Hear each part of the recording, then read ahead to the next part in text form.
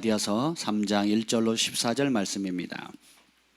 신약 성경 갈라디아서 3장 1절부터 14절 말씀을 우리 한 절씩 교독하시겠습니다.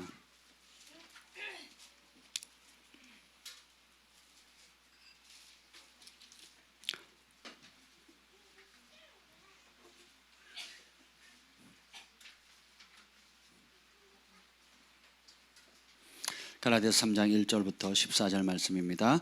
어리석도다 갈라디아 사람들아, 예수 그리스도께서 십자가에 못 박히신 것이 너희 눈앞에 밝히 보이거늘 누가 너희를 꾀더냐? 내가 너희에게서 다만 이것을 알려 하노니 너희가 성령을 받은 것이 율법의 행위로냐 혹은 듣고 믿음으로냐? 너희가 이같이 어리석으냐? 성령으로 시작하였다가 이제는 육체로 마치겠느냐? 너희가 이같이 많은 괴로움을 헛되이 받았느냐? 과연 헛되냐? 너희에게 성령을 주시고 너희 가운데서 능력을 행하시는 이의 일이 율법의 행위에서냐 혹은 듣고 믿음에서냐? 아브라함이 하나님을 믿음에 그것을 그에게 의로 정하셨다 함과 같으니라. 그런즉 믿음으로 말미암은 자들은 아브라함의 자손인 줄 알지어다. 또 하나님이 이방을 믿음으로 말미암아 의로 정하실 것을 성경이 미리 알고 먼저 아브라함에게 복음을 전하되 모든 이방인이 너로 말미암아 복을 받으리라 하였느니라. 그러므로 믿음으로 말미암은 자는 믿음이 있는 아브라함과 함께 복을 받느니라. 무릇 율법 행위에 속한 자들은 저주 아래에 있나니 기록된 바 누구든지 율법책에 기록된 대로 모든 일을 항상 행하지 아니하는 자는 저주 아래에 있는 자라 하였습니다. 또 하나님 앞에서 아무도 율법으로 말미암아 의롭게 되지 못할 것이 분명하니 이는 의인은 믿음으로 살리라 하였습니다. 율법은 믿음에서 난 것이 아니니 율법을 행하는 자는 그 가운데서 살리라 하였느니라. 그리스도께서 우리를 위하여 저주를 받은 바 되사 율법의 저주에서 우리를 속량하셨으니 기록된 바 나무에 달린 자마다 저주 아래에 있는 자라 하였습니다. 이는 그리스도 예수 안에서 아브라함의 복이 이방인에게 미치게 하고 또 우리로 하여금 믿음으로 말미암아 성령의 약속을 받게 하려 함이라. 아멘. 하나님 아버지 감사합니다. 성령님 이 시간 환영합니다. 우리의 마음을 활짝 엽니다. 오셔서 좌정하시고 다스려 주시옵소서. 여호와의 영이 나를 통해 말씀하시며 그 말씀이 내 혀에 있도다 하는 그 은혜가 강력히 풀어지게 하여 주시고 우리 각자에게 꼭 필요한 말씀 레마의 말씀으로 바람같이 불같이 또 정결케 하는 폭포수와 같은 하는 물같이 역사하여 주시옵소서. 예수님의 이름으로 기도합니다. 아멘. 할렐루야. 오늘 정말 좋은 날입니다. 아멘. 오늘 여러분에게 좀 함께 나누고 싶은 말씀은 성령께서 주시는 축복을 받으셨으면 좋겠어요. 그래서 오늘 이 본문의 상황은 성령의 약속이 뭔지에 대해서 좀 나누고 있습니다. 이 성령의 약속, 이 굉장히 엄청난 주제예요. 여러분이 이 말씀의 가치를 발견하게 된다면 여러분 삶에 놀라운 비밀과 능력을 얻게 될 것입니다. 우리 그리스도인들이 살아가면서 어떤 사람은 굉장히 능력 있고 힘 있고 생기 있게 살아가는 사람이 있는가 하면 어떤 사람은 와서 졸다 가고 또 떠들고 그리고 왜 오는지 자기도 몰라요. 그냥 환경 때문에 뭐 상황 때문에 부모님 때문에 또 친구 때문에 그냥 이렇게 왔다 갔다 다닙니다. 그리고 특히 이제 그 유학할 때 이제 이민 사회에서는 교회를 안 나가면 그 이민 사회 적응하는 게 굉장히 어려워집니다. 첫째 먹을 것도 주고 김치도 주고 그리고 법률적인 문제 또 사업을 여는 것들 병원 가는 문제 학교 문제 또 뭐 학군 문제 뭐 모든 정보를 누가 도와줍니까? 교회가 도와주거든요. 그러니까 교회 가서 도움을 받는 겁니다. 정치인들이 왜 여의도 순복음교회 다닐까요? 왜 사랑의 교회 다닐까요? 예, 참 기쁜 소식인데 그 누구죠? 서울시장님 아들이 사랑의 교회를 다니고 있습니다. 열심히 다닌대요. 참 꽤 된 것 같아요. 그래서 아버지 덕분에 아들 덕분에 아버님이 또 거기 와서 뭐 이렇게 하는 행동은 반기독교적인 거 제일 앞장서지만 그래도 교회 옵니다. 누구 때문에? 아들 때문에. 아들이 제가 정확히 모르겠는데 들리는 소문에 의하면 성령 받고 굉장히 뭐랄까 열심히 해요. 예, 그래서 아들의 기도로 아버지가 바뀌기를 우리 함께 좀 기도했으면 좋겠습니다. 아무튼 간에 그 정치인들이 왜 교회를 많이 갈까요? 예? 표 받으려고. 아멘. 예, 그게 천국행 티켓이면 좋은데 이 지옥행 티켓표를 자꾸 교회에서 받으려고 그래요. 이상하죠? 예, 표 받고 인기 얻고 또 영향력을 확대하기 위해서 또 좋은 만남들을 갖기 위해서 그렇게 합니다. 이유야 어쨌든 교회 가는 건 좋은 일입니다. 아멘. 왜? 이유야 어쨌든 교회 와야 돼요.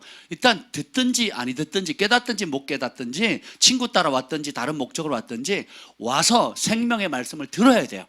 그 말씀에 들어야 믿음이 생기고 믿어야 깨지는 겁니다. 예, 그러면 언젠가는 또 하나님이 역사하시면 어떻게 될지 모릅니다. 아멘. 그래서 하나님께 강력하게 쓰임받았던 세계적인 인물들 가운데 교회를 가장 핍박하는데 앞장선 사람들이 많아요. 여러분, 죽은 자를 500명 살렸던 데이비드 호건 목사님, 교회 갈 때 뭐 들고 간 줄 아세요? 총 들고 갔습니다. 저 목사가 우리 아내가 먼저 성령 받으니까 우리 아내를 이상하게 만들었다고, 그래서 내가 총을 쏴서 죽이겠다고 진짜 총을 들고 간증 안 들으셨어요? 뭐 그런 얘기는 안 들으시구나. 하여튼 죽은 자 살린 것만 관심 있고 기적에 실제로 그랬단 말이죠. 그러니까 굉장히 극단적인 사람이었지만, 그러니까 기독교가 위선이고 가짜기 때문에 목사도 가짜다. 그러니까 내 아내를 저렇게 이상하게 만들었으니까 내가 가서 쏴서 죽이겠다 하고 총 들고 왔다가 성령을 받은 거예요. 그래도 여러분 총 안 들고 왔잖아요. 장혜가, 네 친구랑 같이 총 들고 왔니? 국내에서는 구하기도 어려워. 칼 들고 오기도 힘들어요.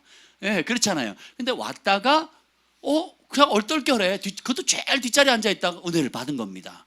이게 성령님은 장소 거리에 구애를 받지 않아요. 그래서 우리를 구원케 하는 모든 역사는 우연이 없습니다. 반드시 성령님이 개입하세요. 반드시 성령님의 역사를 여러분이 이 자리에 있는 겁니다. 성령님의 역사가 있기 때문에 들을 귀가 열리는 거예요. 깨달은 마음이 열립니다. 그리고 결단하고 버리고 행동할 수 있는 용기를 얻게 되는 겁니다. 아멘. 그래서 오늘 갈라디아서 3장 14절 한번 읽어보겠습니다. 오늘 말씀의 핵심인데요. 읽어볼까요? 시작. 이는 그리스도 예수 안에서 아브라함의 복이 이방인에게 미치게 하고 또 우리로 하여금 믿음으로 말미암아 성령의 약속을 받게 하려 합니다. 성령의 약속이 왜 그렇게 중요하냐? 창세기에 보면 하나님께서 아브라함이 혼자 있을 때 부르셔가지고 내가 너를 통해 열방의 복을 받게 하겠다. 너는 열국의 복이다. 네가 복이다. 옛날에 우리가 네가 복의 근원이다 이렇게까지 얘기를 합니다. 그러니까 너 한 사람 때문에, 아브라함 한 사람 때문에 한국인, 미국인, 중국인, 일본인, 뭐 남미, 중미, 아시아, 러시아, 뭐 모든 나라의 사람들이 복을 받는데 누구 때문에? 근데 아브라함의 복을 또 누가 받아요? 예수님을 믿으면 받는데요. 근데 그 아브라함의 복을 저와 여러분들이 받을 수 있는 것, 이것이 바로 뭐냐면 믿음으로 말미암은 성령의 약속입니다. 이 성령의 약속이 구약에 줄구장창 나옵니다. 선지자들이 잊을만 하면 얘기해요. 잊을만 하면 얘기합니다. 잊을만 하면 얘기해요. 오늘 구약을 많이 좀 찾아볼 건데, 그러면 성령의 약속이 뭐냐? 성령의 약속 너무 많은데 그중에 오늘 얼마까지 할 수 있는지 모르겠지만 한 7가지를 보도록 하겠습니다. 그 첫 번째가 뭐냐면 육신의 굳은 마음을 제거하고 부드러운 마음을 주십니다. 이게 왜 중요하냐면 에스겔서 36장 26절에 에스겔이 놀라운 예언을 합니다. 또 새 영을 너희 속에 두고 새 마음을 너희에게 주되 너희 육신에서 굳은 마음 제거하고 부드러운 마음을 줄 것이며, 에스겔이 마지막 때가 되면 하나님의 영, 새로운 영, 이전에 너희가 알지 못했던 새로운 영을 줄 것이다. 그러면 마음이 새로워질 거라는 거예요. 대부분의 사람들은 마음이 더러워져 있습니다. 아니면 마음이 많은 사람들에게 상처를 받다 보니까 깨어져 있어요. 그러니까 상한 마음이 대부분입니다. 그래서 정상적인 기능을 하는 사람이 많지 않아요. 굉장히 보면 명문대학을 나왔는데 정상적이지 않게 행동하고 생각하고 말하는 사람이 꽤 많습니다. 그죠? 돈은 많이 벌어서 성공했는데 정상적이지 않은 사람이 많아요. 왜 그럴까요?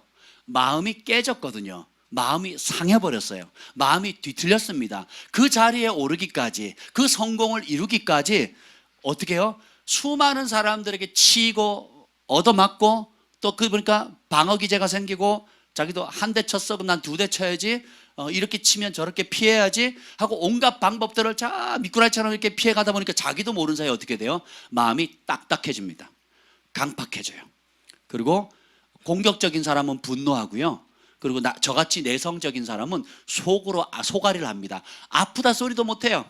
여기 두 분 계시는데 아픈데 아프다 소리도 못해. 그리고 절친한 친구인데도 자기 마음을 못 쏟아내요. 왜요? 너무 당했거든. 나 이 사람 이 친구 믿어서 나은이한테 얘기했는데 이 나은이가 배신을 땡겼네. 우리 예빈이한테 다 까발른 거야, 내 비밀을. 그럼 내가 난 나은이는 그럴 줄 몰랐는데 비밀을 얘기했는데 옆 친구가 다 까불러가지고 예빈이가 또 동네 나팔이잖아요. 막 동네 방네 막 인터넷에 올리고 SNS에 올리고 막 아무개가 어쨌더래 하니까 막 거기 상처를 뻑 받는 거예요. 이걸 한 번, 두 번, 세 번 딱 겪으면 사람들 향해서 마음을 딱 닫아버려요. 그리고 사람은 내 비밀을 안 지켜주고 그 나의 수치를 드러내는 못된 인간들이요. 그러니까 이런저런 상처들이 그냥 수북히 쌓였어요. 그래서 어떻게 해요? 마음이 굳어집니다. 어릴 때는요 쉽게 친구가 돼요. 울었다가도 어떻게 해요? 자, 교회 와서 애기들끼리 싸워요. 그러니까 그것이 분쟁이 돼가지고 어떻게 돼요? 엄마들끼리 싸워요. 5분 뒤에 애기들은 화해해서 웃고 잘 노는데 엄마들은 3개월, 6개월, 1년 동안 갑니다. 그 앙금이 안 풀어요. 왜요? 아이들은 마음이 부드럽기 때문에 금방금방 회복합니다. 근데 어른들은 그런 상처가 쌓여서 어떻게 해요? 안 풀어요. 네. 굳은 마음을 풀질 않습니다. 그래서 감히 내 아들을 건드려, 감히 내 딸을 건드려, 이렇게 되는 거예요. 그렇죠? 이게 뭐냐면 우리가 마음이 상했다는 증거고 마음이 완고해졌다는 얘기예요. 근데 기쁜 소식은 성령이 임하면 이 육신에서 굳은 마음이 제거되어진다는 거예요. 다르게 보면 따라합시다. 모든 문제의 원인은 마음의 부패함이다. 예레미야 17장 9절에 보면 만물보다 거짓되고 심히 부패한 것은 마음이라 누가 능히 이를 알리요. 우리는 문제가 저 인간에 있다고 생각해요. 우리 나쁜 사장님, 또 돈 떼먹는 악덕 업주, 또 혹은 친구, 또 내 마음 못 알아주는 남편, 혹은 내 권위를 짓밟고 무시하고 나를 무시하는 남편의 권위를 무시하는 아내에게 있다고 생각을 합니다. 혹은 내 마음 알아주지 않는 자식, 내 마음 알아주지 않는 우리 엄마 아빠. 그래서 자꾸 다른 데 있다라고 생각하는데 그렇지 않다는 거예요. 모든 문제의 뿌리는 마음의 부패입니다. 그래서 만물보다 거짓되고 심히 부패한 게 마음이에요. 여러분 소똥 밟아보셨어요? 예, 기분 어떠십니까? 안 밟아보셨어요? 서울에만 사셔가지고 서울에 살면 흙 밟기가 어렵잖아요. 다 아스팔트고 콘크리트고 그죠? 안 그래요? 하늘 보기도 어렵고 시골에 살면 똥 밟을 일이 많습니다. 제가 어릴 때 소죽 먹이로 똥 많이 밟았거든요. 예. 심지어 친구가 싼 똥을 제가 밟았어요. 그러니까 시골에 살면 그런 경험을 많이 합니다. 똥 밟을 일이 많은데 우리 똥이 더럽다고 생각하거든요. 그럼 얼른 씻습니다. 에이 냄새 막 역겹다고 그러는데 생각해 보세요. 그 똥보다 우리 사람은 똥은 더러워하는데 사람의 마음이 부패한 것에 대해서는 더럽다고 여기지 않아요. 똥은 더러운 줄 알고 구데기는 더러운 줄 아는데 내 마음이 하나님 앞에 부패하고 죄 가운데 썩어 문드러진 것에 대한 그 악취나는 것에 대해서는 감각이 없는 거예요. 그래서 뭐예요? 만물보다 거짓되고 심히 부패한 것이 마음인데 누가 그 심각성을 아느냐 이거예요. 모르는 거예요. 그러니까 어떻게 해요? 화살을 마누라에게 쏘고 남편에게 쏘고 또 자식에게 쏘고 직장에게 쏘고 가는 데마다 다 쏘는 거예요. 누구 잘못? 나는 아무 문제 없어. 나같이 착한 사람 어디 있어요? 그죠? 여러분 그렇게 생각할 겁니다. 딴 사람 몰라도 나만큼 양심 있는 사람 있으면 나와보라 그래. 뉴스를 듣잖아요. 나쁜 뉴스를 붙잖아요. 뭐 토막 사건 뭐 이런 사건, 죽여버려야 돼. 막 댓글 담가보세요. 다 죽여야 된대요. 하여튼 뭐 사고 나면 다 죽여버려야 된대. 지는 그 안에 뭐예요? 나는 지보다 낫다는 거예요. 그 인간들보다 낫다는 거예요. 과연 그럴까요? 과연 그렇습니까? 여러분이 혼자 가만히 있을 때, 마음 아플 때, 배신당할 때 여러분 마음속에 떠올리는 생각들 한번 생각해 보세요. 아름답고 순수하고 축복하고 살리고 용서하고 그렇습니까? 예. 제가 그랬잖아요. 제정신이 아닌 사람 꽤 있다고. 그렇게 되면 성령 충만한 거고, 그렇게 안 되면 어떻게 돼요? 그냥 성령님을 모르는 삶을 살아갈 때는 그게 자연스럽다. 그러니까 첫째로 내 마음이 심히 부패하다는 걸 인식해야 돼요. 이게 은혜의 출발입니다. 아, 문제 뿌리가 어디라고, 예빈아? 엄마 때문이 아니야. 누구 때문이라고? 내 부패한 마음 때문에. 내 부패한 마음 때문에. 부패한 마음 때문에. 여러분 마음속에 또 온갖 이전에 떠올렸던 수많은 악한 생각, 더러운 생각들 한번 상상하기도 싫지 않습니까? 그죠? 내가 아무리 좋은 생각을 하려고 노력을 해도 끊임없이 마치 이제 텃밭에 씨를 모종을 심어 놓으면 뭐가 옵니까? 잡초가 끊임없이 올라오거든요. 갈 때마다 한 주에 한 번씩 가는데 갈 때마다 이 잡초가요 장난 아닙니다. 왜 그런가 하고 인터넷에서 조사해 봤더니 땅은 씨앗의 저장고래요. 그래서 심으면 바로 나는 게 있고 석 달 뒤에 나는 게 있고 1년 뒤에 2년 뒤에 3년 뒤에 나는 게 있대요. 그러니까 아무리 뽑아내도 그 씨앗이 땅속에 묻혀 있어요. 적절한 온도와 습도만 딱 맞으면 얘가 트는 거예요. 그러니까 꼭 지금 제가 제일 열받는 게 뭔지 아세요? 대파를 심었는데 대파가 요만 아주 가늘게 자라요. 생각보다 속도가 안 나요. 자라는데 그 옆에 잡초가 나는 건 이해를 해요. 옆에는 그럴 수 있잖아요. 뭐 대파만 자라는 땅은 아니니까. 근데 기가 막힌 게 파를 딱 심었죠. 그 팥뿌리 바로 딱 붙어가지고 잡초가 자라요. 옆에서 보면 대파인지 잡초인지가 구분이 안 가요. 제가 분명히 뽑았거든요. 그러면 대파 양분을 걔가 다 먹잖아요. 분명히 뽑았는데 그 다음 주에 또 가잖아요. 또 그만큼 자라 있어요. 그리고 뽑잖아요. 그럼 어떻게 하면 얘가 흙을 많이 또 뿌리가 붙고 있잖아요. 그러면 흙이 딸려 나오는데 대파 뿌리가 보일 정도로 흙을 먹고 가요. 그럼 제가 다시 옆에 흙을 모아가지고 붙여요. 또 이렇게 우리 불쌍한 대파. 그래서 제가 열심히 꾹꾹 누릅니다. 꾹꾹. 우리 마음에 나도 모르는 이 잡초의 씨앗들이 수두룩한 거예요. 뽑아도 끝이 없어요. 어릴 때 시골에 가면 제가 가을에 했던 놀이가 뭐냐면 동네에 있는 거미집을 다 터는 겁니다. 여러분 해보셨습니까? 도시 촌놈들은 그런 거 몰라요. 시골 선진국 사람들은 그걸 잘 압니다. 그러니까 동네방네 왕거미들이요, 막 벽마다 이렇게 막 굉장히 크게 했습니다. 그러면 제가 짝대기를 가지고 친구들에 가서 잡아요. 일단 잡아가지고 어떻게 하면 거미가 스파이더맨이 그 거미가 손에서 내잖아요. 가짜예요. 똥꼬에서 나는 거거든요. 원래는 손에서 나는 게 아니고 똥꼬에서 나야 되는데 그걸 뽑아요. 그러면 끝도 없이 나옵니다. 그게 얼마나 재밌는지 몰라요. 해보시라니까요. 이번에 그 패밀리 캠프 가시면 거미 잡으면 계속 뽑아내요. 특히 왕거미. 엄지손가락만 하거든요. 이거보다 더 큰 것도 있는데 그럼 그걸 똥꼬에 계속 뽑아. 얼마나 재밌는지 몰라요. 우리 안에 더러운 것이 그것처럼 나오는 거예요. 뽑아도 계속 나오는 거예요. 끝도 없이 나와. 미치겠어요. 그런 생각 안 해보셨어요? 예, 그런 생각 안 하셨으면 여러분 육의 사람입니다. 근데 이게 좋다 그러면 육의 사람이고 이게 괴롭다 하면 영의 사람이 되는 겁니다. 죽은 사람은 감각이 있어요, 없어요?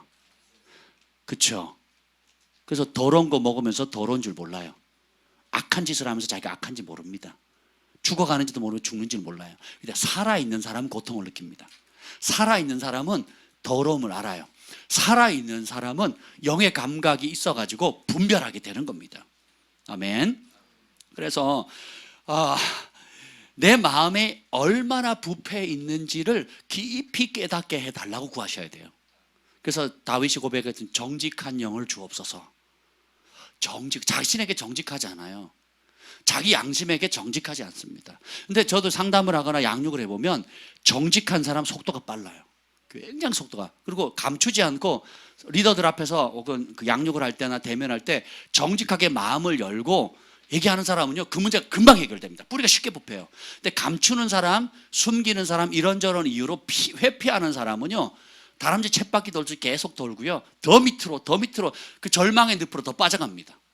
그러니까 겉으로 볼 때는 웃고 잘하는 것 같고 열심히 있는 것 같은데 한꺼풀 딱 뒤집어 놓고 보면 혼자 있을 때나 집에 가정에 가면 두 얼굴의 사나이예요.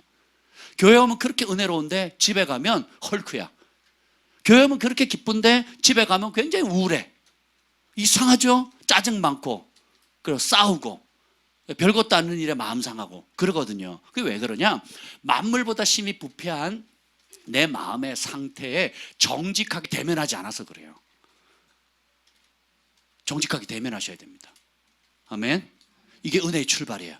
회개라는 것은 내 생각이 하나님의 말씀과 다르다는 것을 깨달아야 그 생각 버리고 하나님 말씀으로 바꿀 수 있잖아요.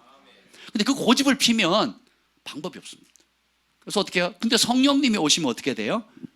그것을 부드럽게 만들어줘요. 디모데전서 6장 5절에 보면 마음이 부패하여지고 진리를 잃어버려 경건을 이익의 방도로 생각하는 자들의 다툼이 일어나니라. 마음이 부패해지면 진리를 잃어버립니다. 진리를 줘도 받아도 그 가치를 몰라요. 그 가치를 모릅니다. 그리고 제가 정말 마음 아픈 일이 있었어요. 그게 뭐냐면 예전에 아이폰을 한번 샀거든요. 몇 년 전에 아이폰을 샀는데 거기에 이게 뭐라 그래요? 이 아이폰 뭐라 그래? 에어팟이라 그래요? 이 귀에 꼽는 거. 그게 얼마죠? 18만 원. 지금 최저가 18만 원. 그죠? 정가는 25만 원. 이게 정가 25만 원이에요. 근데 처음에 그게 나왔을 때 전부 다 악평을 했거든요. 뭐 이딴 걸 만들었냐, 애플에서. 이거는 애플의 졸작이다. 그리고 이걸 누가 하고 다니냐, 쪽팔리게. 뭐 쏙 들어가는 것도 툭 튀어나와가지고 이상하잖아요. 그래가지고 막 온갖 악평들이 다 나왔습니다. 그리고 뭐 덤으로 들어왔어요. 덤으로. 제가 어떻게 할게요? 처박아 놨죠. 그리고 어딘지 몰라요. 지금도. 근데 지금은 유행이 돼가지고 뭐 모든 메이드 인 차이나가 다 만들어 버리잖아요. 3만 원대부터 25만 원대까지 다 그 디자인으로 만들잖아요. 색깔도 똑같아. 그죠? 메이커만 틀려. 그러니까 지금은 살려면 최저가 18만 원, 정가 25만 원을 주고 사야 되는데 지금 생각하면 어떻게 해요? 25만 원 날린 거예요. 보편화 됐으니까 25만 원이지. 처음 나왔을 때 얼마나 비쌌겠어요. 그죠? 감이 안 오니? 모르면 최첨단 이어폰을 줘도, 블루투스 이어폰을 줘도 처박아 놓고 잊어버렸다니까요. 제가 몇 번 찾아봤어요. 못 찾았어. 그 살 때 덤으로 준 거거든요. 처음 나왔다고 덤으로 덤으로. 워낙 악평이 많아가지고 그때는 막 이거 누가 살까 해가지고 그냥 덤으로 왔는데 지금 생각해 보면 막 너무 아까운 거죠. 우리가 하나님께서 여러분에게 은혜 주신 것들이 있어요.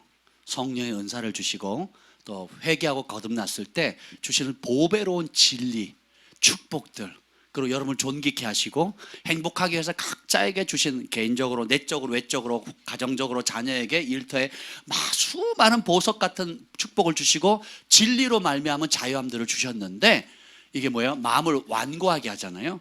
죄로 인해서 혹은 성령을 소멸시킴으로 완고하게 해버리면 그 진리조차도, 받은 진리조차도 잃어버리게 되는 거예요. 굉장히 마이너스가 되는 거거든요. 더 안타까운 건 내가 지금 왜 이 고통을 당하고 이렇게 어렵고 신앙생활이 재미없는지 그 이유조차도 몰라. 왜요? 마음이 부패해져 가고 있는 걸 모르는 겁니다. 마음이 주님에서 벗어나 딴 길로 가고 있는데 그걸 본인이 인식을 못하는 거예요. 못하니까 어떻게 돼요? 시들시들해지는 겁니다. 시들시들해져요. 나무를 뿌리째 뽑으면 금방 말라 죽나요? 아니죠. 당분간 살아있는데 서서히 말라 죽는 거하고 똑같다라는 것입니다. 그래서 마음이 부패해지면 진리를 보지도 못하고, 마음이 부패해지면 받은 진리도 잃어버리고요. 마음이 부패하면 진리를 전하는 자를 대적합니다. 디모데후서 3장 8절에 보면 얀네와 얀브레가 모세를 대적한 같이 그들도 진리를 대적하나니 이 사람들은 그 마음이 부패한 자예요. 뭐가 부패했다고요? 마음이 부패하니까 어떻게 돼요? 믿음에 관하여는 버림받은 자들이라. 그러니까 얀네와 얀브레가 모세를 대적한 이유가 뭐라고요? 환경 탓이 아니라고요. 핑계야. 니만 선지자냐? 니만 하나님 음성 들었냐? 나도 예배자고, 나도 음성 듣고, 나도 리더다, 천부장이다. 근데 네가 지도하는 거 마음에 안 든다. 그러니까 모세 너 내려, 내가 할게. 이랬단 말이에요. 잊을만 하면 들이받았단 말이에요. 그렇죠? 얀네와 얀브레도 그렇고 또 누구, 고라, 다단, 아비람 무리져가지고 계속 들이받았죠. 심지어 그것도 안 되니까 누구예요? 모세의 누님 미리암과 형님 아론도 가족까지 막 들이받거든요. 근데 그 들이받은 배경이 뭐예요? 핑계는 구스 여자랑 결혼했고, 핑계는 이 언제 가나안 땅 들어가냐, 힘들다, 뭐 온갖 환경적인 탓을 했지만 실제로 뿌리는 뭐예요? 마음이 부패했다니까요. 마음이. 그러니까 어떻게 해요? 마음이 부패하면 교회와 교회 지도자를 대적합니다. 그리고 어떻게 해요? 파당을 져요. 그리고 어떻게 해요? 진리 자체를 대적합니다. 심각해지는 거예요. 성경에서 유일하게 사람이 산채로 지옥으로 떨어진 케이스가 나오는데, 그게 뭐냐면 고라와 다단 이야기거든요. 그 뭐예요? 모세를 대적하거든요. 그 이유가 뭐예요? 마음이 부패했거든요. 핑계는 환경을 이런저런 지도자가 이게 부족하고 저게 부족하니까 우리가 파당을 짓는 겁니다. 그래서 단체로 대적하는 거예요. 이게 가장 강력한 게 공산주의형입니다. 공산주의형. 공산주의형. 지금 교회 안에 많이 들어와 있잖아요. 지금 사랑의 교회 왜 어려움 당합니까? 여의도 순복음교회 왜 어려움 당하고 있습니까? 그 안에 있는 공산주의형이 있거든요. 공산주의형이 있습니다. 네, 심각해요. 그래서 어떻게 해요? 부르주아다.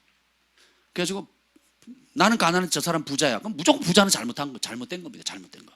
그래서 어떻게 해요? 가난한 사람들이 뭉쳐서 강제로라도 그 부자의 것을 빼앗자 이거거든요. 이 공산주의가 굉장히 무서운 영이에요, 여러분. 부자 거 뺏어서 골고루 나눠주자가 아니라니까요. 그렇게 광고는 해요.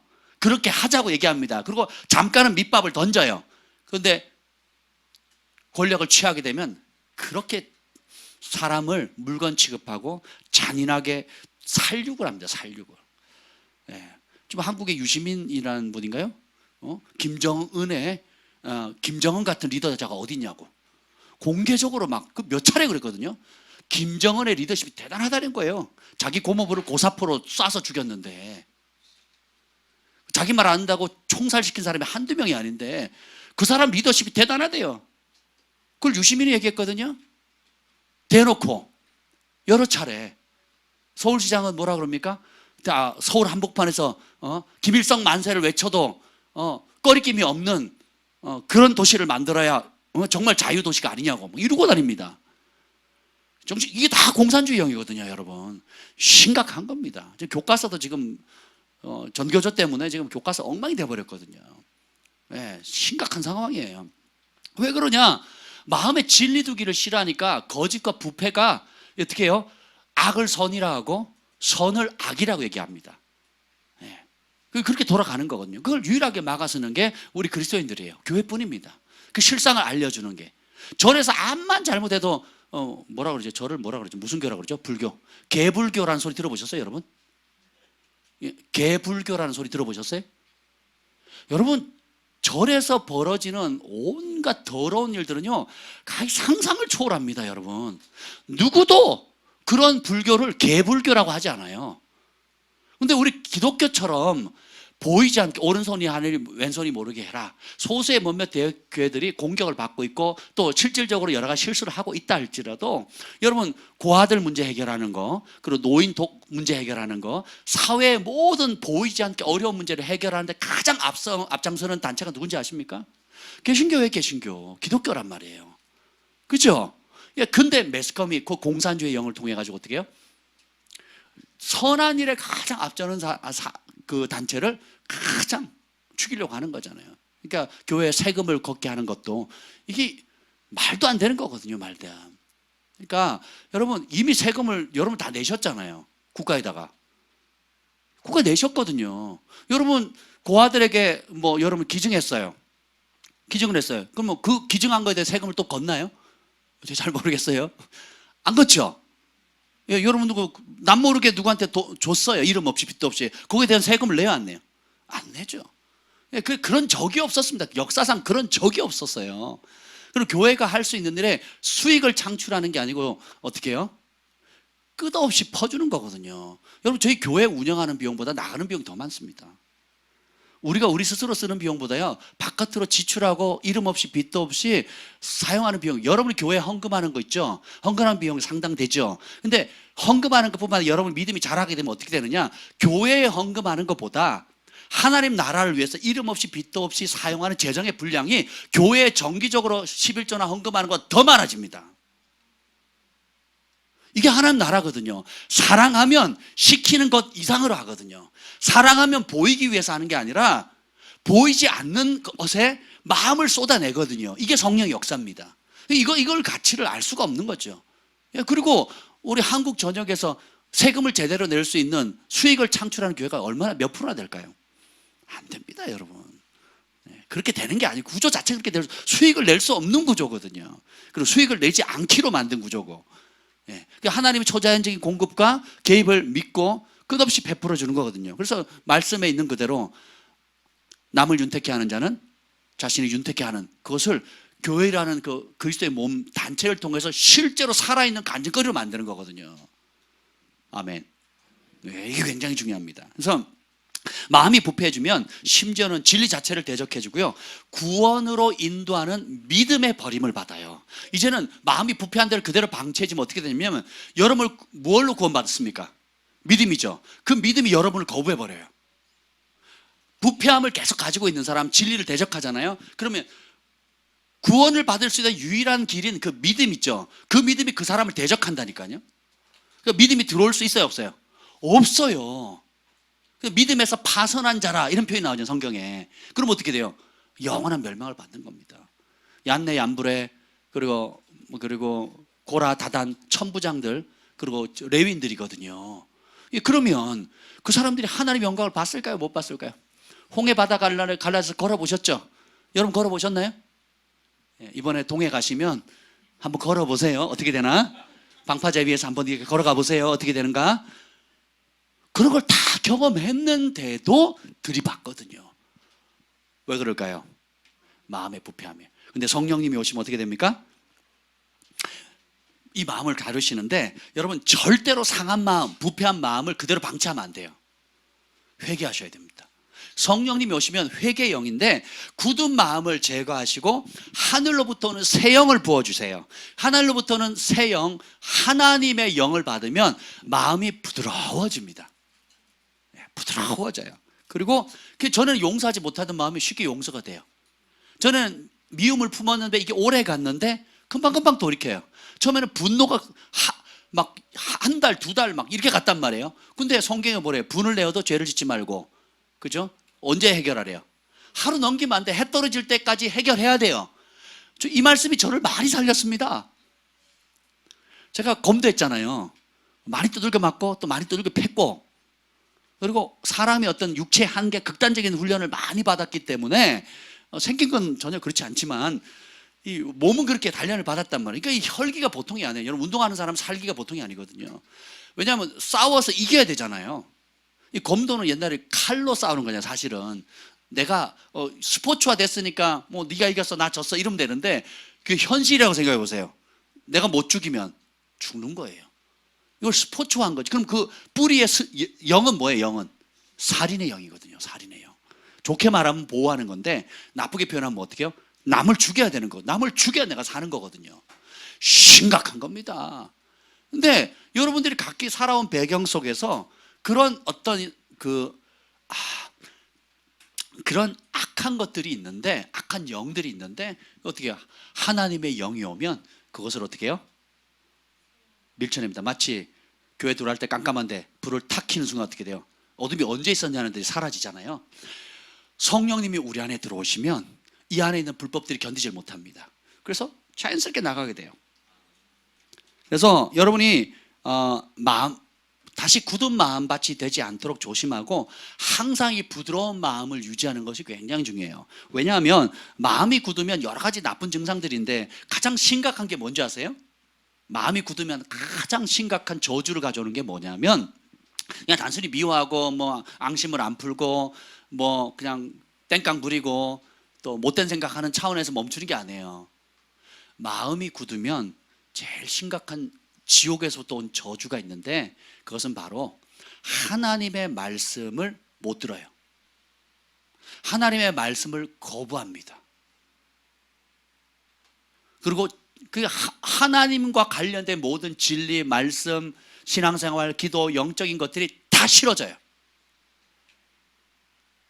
그래서 어떻게 됩니까? 영원한 멸망으로 가요. 그러면 모든 것이 불만이 생기고 그리고 불평, 이전에 받은 은혜도 다 망각합니다. 그래서 이런 사람은 사는 게 아니에요. 모든 것이 고통입니다. 그러니까 날마다 지옥이에요. 그러니까 살았으나 죽은 겁니다. 여러분, 거듭나지 않은 사람은 원래 인생이 그런 거요 하고 사는 겁니다. 노세 젊어서 노세 합니다. 원래 그런 거요.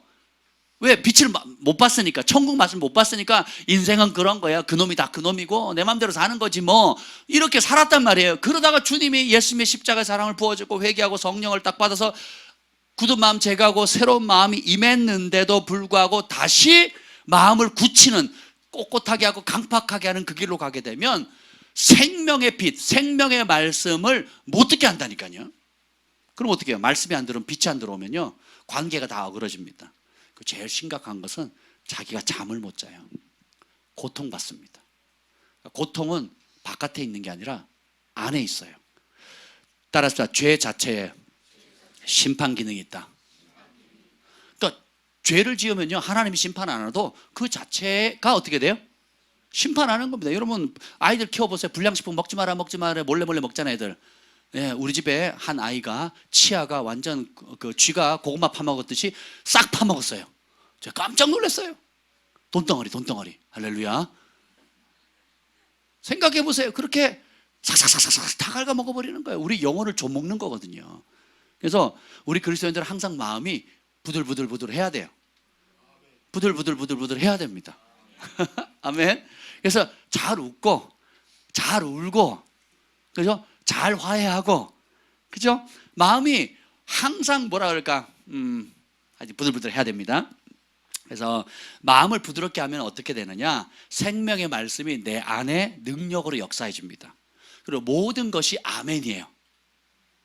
마음이 완고하면 어떻게 하느냐, 팔짱 딱 끼고, 저 같지 않냐? 저 같지 않냐? 이렇게 봅니다. 사람을 볼 때도 제가 봤어요. 우리가 사람 보면 이렇게 똑바로 쳐다봐야 되잖아요. 이렇게 보는 사람 많습니다. 진짜로요. 이렇게 봐요, 이렇게. 그렇게 본 사람만 아멘. 본 적 없어요? 저는 사람 많이 상대하잖아요. 그럼 이렇게 많이 마주 왔는데 이렇게 본다니까요, 이렇게. 그런 사람 꽤 돼요. 이게 뭐냐면 마음이 뒤틀려 있는 것은 얼굴로 드러나거든요. 그런데 성령께서 주시는 새 약속 중에 하나가, 첫 번째 역사가 돌 같은 마음 제거하고 부드러운 마음 주게 되면 모든 것이 아멘입니다. 그리고 모든 말씀을 믿음으로 받게 돼요. 그러면 그런 사람에게 기적이 납니다. 간증이 끊이지 않고요, 사랑도 넘치고 감사와 기쁨으로 충만합니다. 여러분, 그 혜택을 누리고 있습니까? 못 누리고 있다, 아니면 전에 누렸는데 지금 못 누린다, 그럼 여러분 마음이 강팍해지거나 부패의 길로 가고 있다는 사인이에요. 그럼 얼른 돌이키셔야 됩니다. 아멘. 그래서 첫 번째 성령님의 약속은, 우리 성령님은 회개의 영, 정결케 하시는 영이라는 거예요. 마음을 부드럽게 하는 겁니다. 제가 군대 가서 처음으로 이제 막 고된 훈련을 받다가 일주일 만에 교회에 처음 갔어요. 그래서 군대식으로 찬송가를 불러요. 막 엄청 신나는 찬송을 부릅니다. 어떻게, 어두운 밤에 캄캄한, 모르시는구나. 네, 찬송가도 아니에요. 새벽을 찾아 떠난다, 모르지? 우리 옛날에 불렀던 종이 울리고다, 뭐 찬송가도 아니잖아. 이거 뭐 예수님 얘기도 아니고. 마지막에 오 주여 당신께 감사하려, 뭐 실로함 내게 주시면, 앞부분 보면 되게 이상해요. 근데 그런 찬송조차도 내 마음이 가라니까 막 눈물이 막 쭉쭉 쏟아지는 거예요. 완전 그냥 수도꼭지처럼 막 쏟아지는 거예요. 그리고 그 목사님, 군대 목사님이 하는 설교가 얼마나 영적인 설교였겠어요. 근데 성경을 읽는 것만으로도 은혜가 되는 거예요. 하나님의 말씀을 내가 들을 수 있다, 누군가 읽어준다, 누군가 설교하는 자리에 내가 그 말씀을 앉아있는 이 자체가 막 너무 행복한 거예요. 막 어떻게든지 교회 가보려고 훈련소에서 막 그랬었죠. 그리고 갈 때마다 막 은혜가 넘치는 겁니다. 야, 여러분, 예배를 못 드리는 게 얼마나 고통인지 몰라요. 그러다가 예배를 드리니까, 자대 배치를 갔는데도요, 이등병이, 대대 막내가 교회를 갈 수가 있어야죠. 또 수색대에다가 얼마나 군기가 센지 몰라요. 그래서 제가 대대 군종 연락처를 알아가지고 제가 대대 군종을 배후 조종했잖아요. 대대 군종을 교회 가게끔. 대대 군종이 교회를 안 가. 고문관이거든요, 고문관. 사고를 쳐가지고 군종이 됐어요. 없는 보직을 만들어 준 거예요.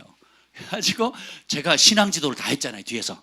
나이도 많고 뭐 그런데도 불구하고 제가 막내인데도 불구하고 짬밥도 안 되는데 신앙 지도를 다 했어요. 수요일날 가셔야 됩니다. 금요일날 가셔야 됩니다. 주일날 가셔야 됩니다. 뭐 방문해야 됩니다. 그리고 제가 전화할 수 없으니까 몇 시에 전화 주세요. 뭐 이렇게 다 했어요. 그래가지고 막 중대별로 군종 세우고 뭐 다 했습니다. 할렐루야. 네, 처음 교회를 가는데 막 얼마나 행복한지 몰라요. 여러분이 지금 누리고 있는 게 다 당연한 게 아니라는 거예요. 예, 죄국 그 예배 드리는 거 보세요. 이야, 저도 갔는데요. 뭐 보안을 2중, 3중, 4중 자체로 해서 아파트 같은 경우도 아파트 지하 밑에 그다음 문에 그리고 문 열고 들어오면 첫 번째 방문 앞에 두 번째 방문 앞에 다 찍혔습니다. 그리고 공안이 들이닥쳤을 때 어떻게 행동할지에 대한 행동 지침이 훈련이 쫙 돼 있어요. 갔는데 새벽 5시에 기상해가지고 준비가 6시부터 해가지고 말씀 읽고 기도하고 시작해가지고 밤 10시까지 안 쉬고 합니다. 그냥 제가 충격받았잖아요. 전 체력이 딸려가지고 그렇게 말씀을 사모해요. 그 말씀을 저랑 다 일일이 받아 적고요. 놀랍습니다. 놀라워요. 예. 그 가치를 알아야 돼요. 가치를. 아멘. 자, 두 번째 성령님의 약속은 뭐냐? 새 영과 새 마음을 받아서 하나님의 법을 행할 능력을 주십니다. 에스겔서 36장 26절에 아까 다시 봤지만 새 영을 너희 속에 두고 새 마음을 너희에게 주되 너희 육신에서 굳은 마음 제거하고 부드러운 마음을 줄 것이며 또 내 영을 너희 속에 두어 너희로 내 율례를 행하게 하리니 너희가 내 규례를 지켜 행할지니라. 이 보면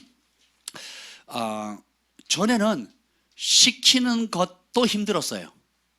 아는데 그렇게 하면 잘못된지 아는데 해요. 저거 하면 안 되는 줄 아는데 어떻게 해요? 거꾸로 하는 거죠. 저거 하면 안 되는 줄 아는데 하고 해야 되는데 안 해요.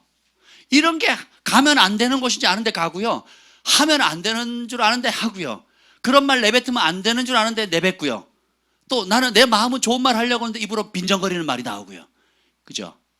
이렇게 아는데 할 수 없었던 모든 것들을 할 수 있게끔 만들어주는 거예요. 길거리 가는데 제 친구 깡패가 주먹으로 쳤습니다. 그래서 제 송곳니가 들어갔거든요. 다른 이였으면 부러졌을 거예요. 근데 송곳니가 밀려서 들어갈 정도면 얼마나 세게 맞았겠어요. 근데 그 순간에 말씀이 임하는 거예요. 왼뺨을 치는 자 오른뺨 대라. 원수를 저주하지 말고 축복해라. 그 말씀이 탁 오면서 평강이 딱 오는 거예요. 그리고 제가 맞고 가만히 있었잖아요. 그게 소문이 나가지고요. 아무도 저를 안 건드렸어요. 그 조직세계에서 그게 소문이 나가지고 아무도 저를 안 건드렸다니까요. 또 하나 어떤 사건을 제 친구가 맞고 있더라고요. 교회 앞에서. 교회 그 버스 정류장 구석에 칙칙한데 어른들이 봐도 못 말립니다. 지나가는 어른들이 애를 패는데요. 얼마나 패는지 몰라요. 어른들이 못 말린다니까요.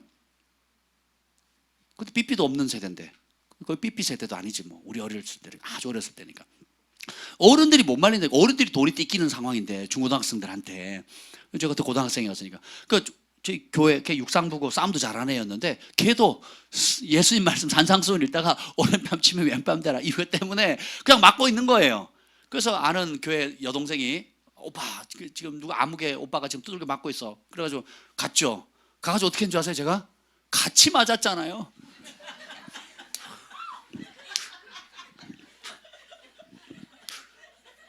한 놈한테 한 친구는 육상부 선수고 진짜 메달 다 따는 친구거든요. 저보다 더 힘이 좋고요. 더 싸움 잘하는 친구입니다. 저는 이제 검도 강원 도대표였고요. 그걸 다 알아요. 이 친구도 알아요. 이 친구는 제 오랜 또 고향 친구기도 하고 사고 쳐가지고 소년에 들어가지고 형을 살고 머리 빡빡 깔고 제 목에다가 사시미 칼을 댔던 친구거든요. 그러니까 우리 둘이 싸우면 둘은 둘째치고 혼자 싸워도 충분히 감당이 되는데 맞는 겁니다. 무슨 영화 한 장면도 아니고. 엄청 맞았어요. 막 나중에는 막 쌍코피가 터져 땅에 막 흥건히 고일 때까지 그렇게 맞았거든요. 근데 보세요. 전에는 제가 그 일이 있기 전에는 계속 목사님께 찾아가고 우리 교회학교 선생님께 찾아갔어요.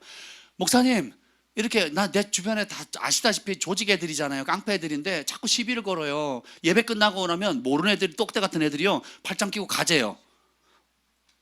가면 술집이에요. 제 친구들이 앉아있어. 너 교회 다닌다며? 응. 술 한잔 해라. 뭐 이래요. 교회 예쁜 애들 많다며 소개 좀 해줘라. 그래 알았어. 네가 교회 오면 소개해줄게. 제가 이렇게 거꾸로 얘기를 하거든요. 그렇게 잡혀갔단 말이에요. 그래서 제 친구들 붙잡혀서 많이 두들겨 맞았거든요. 그래서 제가 정당방위를 해야 됩니까? 말아야 됩니까? 이 질문을 계속 했거든요. 목사님 찾아가서 막 했다가 실제로 뻑 부딪혔을 때 어떻게 돼요? 전에는 내가 참아야 돼? 아니면 뭐 정당방위를 해야 돼? 혈기를 부려야 돼? 아니면 내 검도 실력을 발휘해야 되나? 저 몽둥이 하나 들면 다 부러뜨리거든요. 그리고 제가 못 싸운 이유가 때리면 죽겠다 싶어서 못 싸웠어요. 지금은 혈기가 많이 빠져서 이 정도지 옛날에 사람들이 제 눈을 못 쳐다봤다니까요. 우리 교회 학생의 후배들이 오빠 너무 무서워서 눈을 못 쳐다보겠어. 그래서 속으로 네 속에 귀신이 있어서 그래. 뭐 근데 그 아이들 입장에서는 오빠가 너무 살기가 강해가지고 눈을 못 쳐다보겠다 막 그랬거든요. 그런데 내 혈과 육으로는 도저히 이걸 해야 돼 말아야 돼 막 고민하고 할 수 있을까 못할까 어떻게 해야 되지 막 별의별 생각을 다 했는데 막상 땅 부딪히니까 그 부딪히는 순간에 성령님이 역사하시더라니까요. 그래가지고 어떻게 해요? 우리의 싸움은 혈과 육이 아니라 그랬잖아요. 혈과 육으로 반응하지 않고 사랑으로 용서로 예수님 말씀을 묵상한 그대로 오른밤 치니까 왼밤 됐어요. 그게 되더라니까요. 내가 노력해서 됐을까요? 아니거든요. 그때 하루에 3시간씩 기도했습니다. 하루 3시간. 매일 밤마다 3시간. 기본 3시간. 기본? 그때 고1이었거든요. 고1. 나훈아 너 중3이니? 네. 고나이 때. 중3, 고1 때. 매일 3시간 기도했거든요. 매일. 네. 산에 가서도 기도하고요. 기도실 가서 기도하고. 그러니까 어떻게 해요? 성령 충만하니까 문제가 빵 터지니까 내가 노력해야지. 안 해야지. 뭘 해야지. 그를 힘쓸 필요가 있다 없다. 자동적으로 내 안에 계신 성령님이 반응이 나오는데요. 이게요. 우리 조직세계 그 강원도에 그 태백에 마그마파하고 무슨 파가 있었는데 소문이 쫙 나가지고 아무도 저를 안 건드려요. 저 인간 진짜 예수쟁이 됐다. 예수 믿어. 철수 건드리지 마라. 부정 탄다. 저 건드리면 부정 탄다는 얘기를 많이 했어요. 군대를 갔는데도 우리 수색대에서 무슨 소문이 났냐면 저를 건들면 부정 탄대요. 뭐 이상한 소문. 그 실제로 저한테 핵 끼친 사람들은요 영창 가거나 뭐 이상한 데 제가 영창 가겠어요. 영창 가 이렇게 해준 적이 없거든요. 저 건드리면 영창 가는 거예요. 사람들이 안 건드려. 할렐루야. 건드리지 마세요. 여러분도 그런 복을 받으셨어요. 성령에 사로잡혀서 그러면 하늘의 권위를 받잖아요. 하나님의 내 새끼다 하고 인치해버리거든요. 내 새끼 건들면 가만히 있을 자가 누굽니까? 심지어 내 자식이 잘못했다 할지라도 내 새끼 함부로 하면 부모가 가만히 있어요, 안 있어요? 안 가만히 있거든요. 하나님의 자녀가 되는데 누가 건드려? 못 건드려요. 큰일 나거든요. 그리고 하나님 보호해 주시고 호의해 주시고 은총을 부어 주시거든요.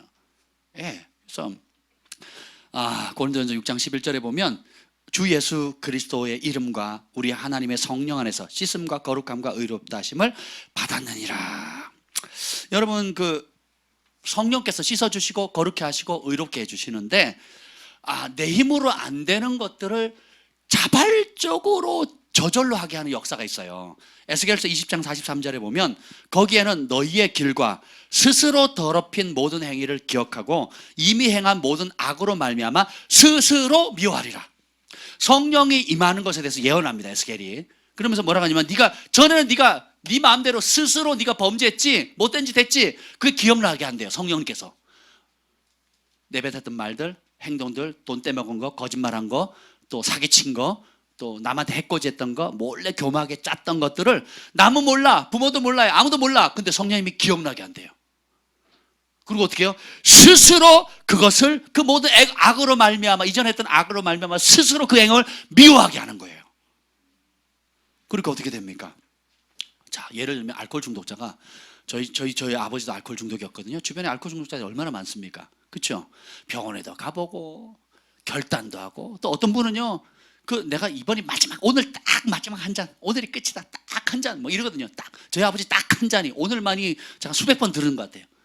그리고 실제로 술을 끊어요. 3개월, 2개월, 1개월. 그리고 끊고는 어떻게 해요? 또 1년을 먹는 거예요. 하루도 쉬지 않고. 한 번 드시면 6개월, 짧게 드시면 3개월이에요. 매일. 그럼 언제 멈추느냐? 더 이상 술이 안 들어서 토가 나올 때까지. 그걸 옆에서 제가 다 봤잖아요. 어린 나이에. 그렇죠? 그리고 뭐 어떤 사람은요. 그거 결단한다고 내가 더 이상 내 가족들 괴롭히지 않겠다고 손가락을 막 끊습니다. 손가락 실제로 잘라요. 이렇게 내가 이걸 볼 때마다 내가 술을 안 먹겠다. 막 이런 사람도 있거든요. 안 그래요? 군대 안 가려고 손가락 자르는 사람도 있지만 막 그런단 말이에요.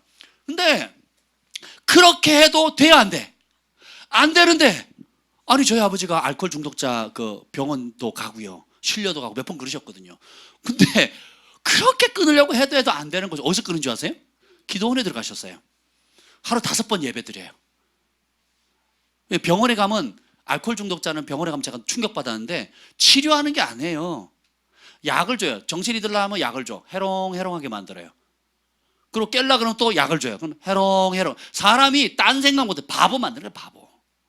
그냥 가면, 저희 아버지 그러대요. 철수야, 예 아버지 너무 힘들다. 저희 아버지 술 깨면 천사시거든요. 왜 그러냐 그랬더니, 내가 정신을 차리려 그러면 주사를 놓고 정신을 차리면 약을 주는데 내가 이게 밤인지 낮인지 모르겠대요. 그러니까 해롱해롱하게 만든다는 거예요. 그렇게 몇 개월을 매일 그러니 이거는 내가 이것 때문에, 주사 때문에 죽겠다는 거예요. 그래서 제가 그걸 보면 너무 마음이 아픈 거예요. 치료하라고 보냈는데 약물에 취해 있는 거예요. 약물에. 그러니까 사람이 정상적으로 생각을 못하도록 하는 겁니다. 이게 너무 아프잖아요. 그래서 제가 여러 사방 알아보다가 감리교에서 하는 무슨 센터가 있어요. 저 충중가 청중가 하여튼 산골짜기에 기도원이 있는데, 기도원 원장님이 알코올 중독에서 자유케 된 거예요. 그래가지고 알코올 중독자에 대한 마음이 있어가지고 그 알코올 중독자들 받아서 요양원을 하면서도 그 예배를 드리는 겁니다. 하루 5번 예배를 드리는데, 겨울에 제 아버지 허리 수술도 받고 무릎 수술 받고 뭐 온몸이 수술 받으셨거든요. 근데 겨울에 허리 너무 아팠는데 문을 다 닫았죠. 그 얼마나 춥습니까? 문 닫았는데 바람이 갑자기 허리 쪽에 불더래요. 슉 신하다. 뭐지 하는데 허리가 나와버린 거예요. 그때 십자가 보혈 찬양을 불렀대요. 거기는 딴 거 없어. 하루 5번 보혈 찬송만 불러요. 주의 보혈 능력이 있다. 예수님의 피로 죄사함 받았다고, 뭐 보혈의 능력이 나를 채웠는데, 보혈 찬송만 막 갔다 오셔가지고도 퇴원하신 다음에 보혈 찬송만 몇 달을 들으시더라고요. 그러니까 보혈 찬송을 부르는데 성령의 바람이 지나간 거예요. 아니 문이 닫았겠는데 어떻게 바람이 불지? 그 허리가 나와버리신 거예요. 그리고요 스스로 술을 끊으셨어요. 그 여파는 어느 정도 남아있지만 이전의 길로 가지 않더라고요. 할렐루야. 어떤 사람은요, 제가 외국 사역자들 만나면 그날로 마약을 끊습니다. 성령이 방문을 받는 그날로 마약을 끊어요. 그걸 뭐라 그러죠? 그 사이드 이펙트를 뭐라 그러죠? 예, 금단 현상도 없이, 어떤 금단도 현상도 없이 성령께서 역사하시니까 싹 그 중독 증상이 사라지는 겁니다. 성령 안에서 씻음과 거룩함과 의롭다함을 받는 겁니다. 내 안에 새 영과 새 마음을 받으면 전에 불가능했던 것이 가능해지게 돼요. 그리고 전에 어려웠던 것이 이제는 쉬워집니다. 예수님 말씀하시기를, 가지가 나무에 붙어 있으면 열매를 어떻게 맺어요? 저절로 맺어야죠. 그러니까 우리가 우리의 성령님 의지하지 않고 내 생각, 내 노력, 내 의지, 내 결단, 좋긴 한데 그걸로 영적인 문제를 해결할 수 없다니까요. 왜? 만물보다 심히 부패한 게 뭐예요? 마음이에요. 마음은 노력한다고 바뀌는 게 아니에요. 애쓴다고 바뀌는 게 아닙니다. 성령을 받아서 새 영과 새 마음을 받아야만 되는 거예요. 다른 길이 없습니다. 왜 이번에 우리가 패밀리 캠프를 영의 사람이라고 정했을까요? 다른 길이 없더라고요. 우리가 하나님 안에 누릴 수 있는 온갖 축복들, 땅의 복들, 관계의 복들이 있는데, 무엇보다도 주님 주신 사명 간다면 성령 받아야 돼요. 죄악을 이기려면 성령 받아야 됩니다.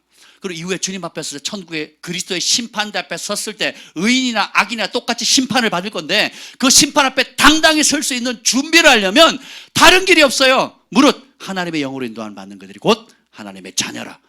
딴 길이 있다 없다? 없어요. 그래서 작년에도 제가 성령에 대해서 주제를 잡고 했죠. 올해도 왔죠. 영의 사람이 돼야 되는 겁니다. 이걸 체질화돼야 되는 거예요. 아멘. 그래서 성령님은 모든 죽은 것을 살리시는 영이에요. 이게 너무너무 중요해요. 여러분 안에 죽었던 거, 그러니까 죽으면 썩어질 게 들어오는 거니까 온갖 중독, 눈으로 범죄하고 인터넷 중독, 게임 중독, 또 각종 중독들이 뭐냐? 공허하다는 사인이거든요. 나 죽었어요. 나 죽어가고 있어요. 나 아파요. 나 고통스러워요 하는 사인이에요. 누가 나 좀 살려주세요. 누가 나 좀 도와주세요 하는 내 몸의 반응이에요. 좋아서 하는 걸로 생각하지만 이게 뭐냐면 영의 눈으로 딱 보면 쓰레기를 먹고 있는 거예요. 쓰레기를 먹고 있으면서 아 맛있다 달다 그러고 있는 거예요. 그러면서 한편으로 그 영은 나 좀 살려줘, 나 좀 살려줘, 나 좀 살려줘 하는 겁니다. 요즘 저희 동네에 이제 그 뭐죠 이게 막 건물들이 많이 쓰는데 그 음식점들이 많이 생겼어요. 사이사이 골목에 보면 건물과 건물 사이 골목에 보면 여자들이 그렇게 담배를 많이 펴요. 전자담배 있잖아요. 그렇게 많이 펴요. 아니 뭐 남자 여자 뭐 못 필 건 없는데 그래도 이게 생명을 잉태하고 그렇죠? 가정의 마지막 보루가 어머니가 되는 거거든요. 남자도 끊어야 되고 여자도 끊어야 되지만 근데 사회가 악해지고 너무 공허하다 보니까 이 여자들도 그냥 너무 그렇게 하는 거예요. 그러니까 죄의 문제, 마음의 부패의 문제, 마음의 공허함의 문제는 남자든 여자든 남자도 인간이고 여자도 인간이잖아요. 똑같다라는 겁니다. 그러니까 하나님의 성령 거룩한 영을 받지 않고는 별짓을 다 해보세요. 되나? 온갖 눈과 마음과 쾌락을 즐기는 것들 해보세요. 더 공허해지, 더 못 망가지지. 그 사단은 도둑질하고 죽이고 멸망시키는 거거든요. 바닥을 치게 만듭니다. 근데 하나님은 이 죄가 더한 곳에 은혜를 부으세요.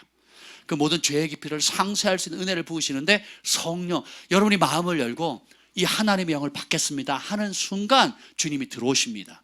예, 그리고 그것을 넉넉히 이길 수 있게 해주세요. 그래서 전에는 힘쓰고 애써도 열매가 못 맺었고 가시와 엉겅퀴를 냈는데 쓴물 동물을 쏟아냈는데 이제는 내가 성령의 사람이 되고 영의 사람이 되면 어떻게 돼요?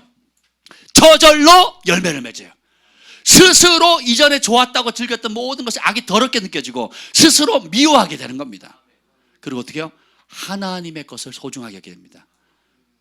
영의 것을 소중하게 여기게 돼요. 성령의 열매들을 소중하게 여기게 됩니다. 사랑과 희락과 화평과 오래 참음과 자비와 양성과 충성과 절제, 온갖 아름다운 성령의 열매를 맺게 돼요. 이기적인 자기중심적인 삶에서 다른 사람을 돕고 베풀고 나눠주는 삶을 사는 겁니다. 저는 섬김 받는 게 갑질하는 게 자기가 행복인 줄 알았는데 섬기는 것이 얼마나 큰 복인지 알게 되는 겁니다. 저는 왜 성공해요? 갑질하려고. 왜 성공? 왜 돈 많이 법니까? 대접 받으려고, 누리려고, 부리려고 하는 거거든요. 근데 이제는 왜 성공합니까? 예수님 안에서 왜 성공하고 복을 받아요? 섬기려고, 나눠주려고, 베풀려고. 섬김과 나눔과 베품 없이 성공하는 건 저주입니다. 네, 그거는 너희가 말세에 재물을 쌓았다. 그 쌓은 재물이 심판의 증거라 그랬거든요. 네 잘 먹고 잘 살라고 내가 돈 준 줄 아냐? 아니다는 거예요. 나눠라. 배고픈 사람, 굶주린 사람, 연약한 사람, 힘없는 사람. 우리 냉장고에 썩어 나가잖아요. 냉동실도 썩더라고요. 음식이 오래 두니까 곰팡이 피잖아요. 그렇게 쌓아두면서도 더 이게 인간의 욕구는 끝이 없습니다. 이게 죄의 욕구거든요. 육신의 욕구거든요. 이걸 거부하게 만들 수 있는 유일한 능력이 성령의 능력이에요. 성령이 사로잡히면 아낌없이 주게 되거든요. 나보다 남을 더 사랑하게 되고 내가 대접받고 싶은 대로 남을 대접하게 되는 거예요. 주님께서 저희를 훈련시키실 때 넉넉할 때 베푸는 것이 아니라 없을 때 베푸는 훈련을 많이 하셨어요. 바닥을 쳤을 때, 통장 잔고 제로 되었을 때, 정말 어디 나갈 때 동전 탈탈 털어야 되는 그런 상황 속에서 주님께서 저희가 이전에 한 번도 하지 못했던 일들을 섬기라고 하셨거든요. 근데 순종하려고 마음을 먹으니까 마음을 가진 자에게 심을 씨앗을 주시는 하나님의라는 그 바울의 말씀이 그대로 역사가 일어나고 초자연적인 축복이 열리는 거예요. 근데 이것은 뭐냐? 성령의 인도함을 받는 것에 훈련이 돼야 돼요. 그리고 그것을 귀하게 여겨야 됩니다. 성령으로 행해야 성령의 열매를 맺는 거예요. 교회 안에 보면 똑같이 봉사를 합니다. 저는 그게 다 보이거든요. 여러분도 보실 겁니다. 똑같이 봉사하는데 육으로 봉사하는 사람이 있고 영으로 봉사하는 사람이 있어요. 육으로 봉사하는 사람은 드러나야 됩니다. 어떻게든 드러나야 돼요. 근데 영으로 봉사하는 사람은 어떻게 해요? 어떻게든 감춰지려고 합니다. 어떻게든 감춰져요. 그래서 어떻게 해요? 하나님 앞에서, 사람 앞에서, 하나님 앞에서, 사람 앞에서 딱 갈려지는 거예요. 내가 하나님 앞에 칭찬받겠다. 사람에게 하나님도 하나님대로 알아주시고 사람도 우리 마음이 다 그렇잖아요. 우리 마음이 그렇지 않습니까? 그렇죠? 예, 그러니까 빛은 감출 수 없는데 그럼에도 불구하고 우리가 끊임없이 하나님 앞에 드리려고 하는 그 마음을 키워나가야 되는 겁니다. 이사야서 44장 3절에 보면 나의 영을 내 자손에게 나의 복을 내 후손에게 주어주리니 그들이 풀 가운데 솟아나기를 시냇가에 버들같이 할 것이요. 여러분이 참 여기 도시에 사는 사람 너무 불쌍해. 시골에 가보세요. 아니 요 김포만 나가도, 아니 그 남양주나 좀 나가보세요. 여러분 텃밭이라도 제발 좀 가꾸십시오.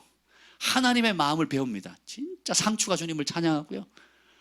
가을에 그 뭐죠, 코스모스.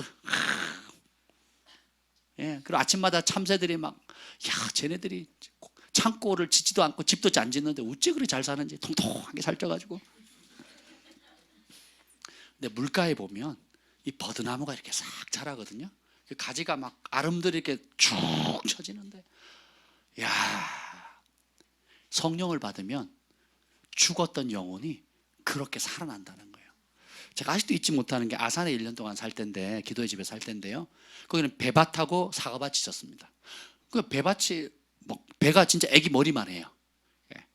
예. 그런 거 많이 주변에서 인심이 후하니까 막 박스 인사 잘했더니 매번 인사했거든요. 할머니가 2박스 주시더라고요. 애기 머리만한 까치가 탁 쪼한 거 뭐 이렇게. 그런데 얼마나.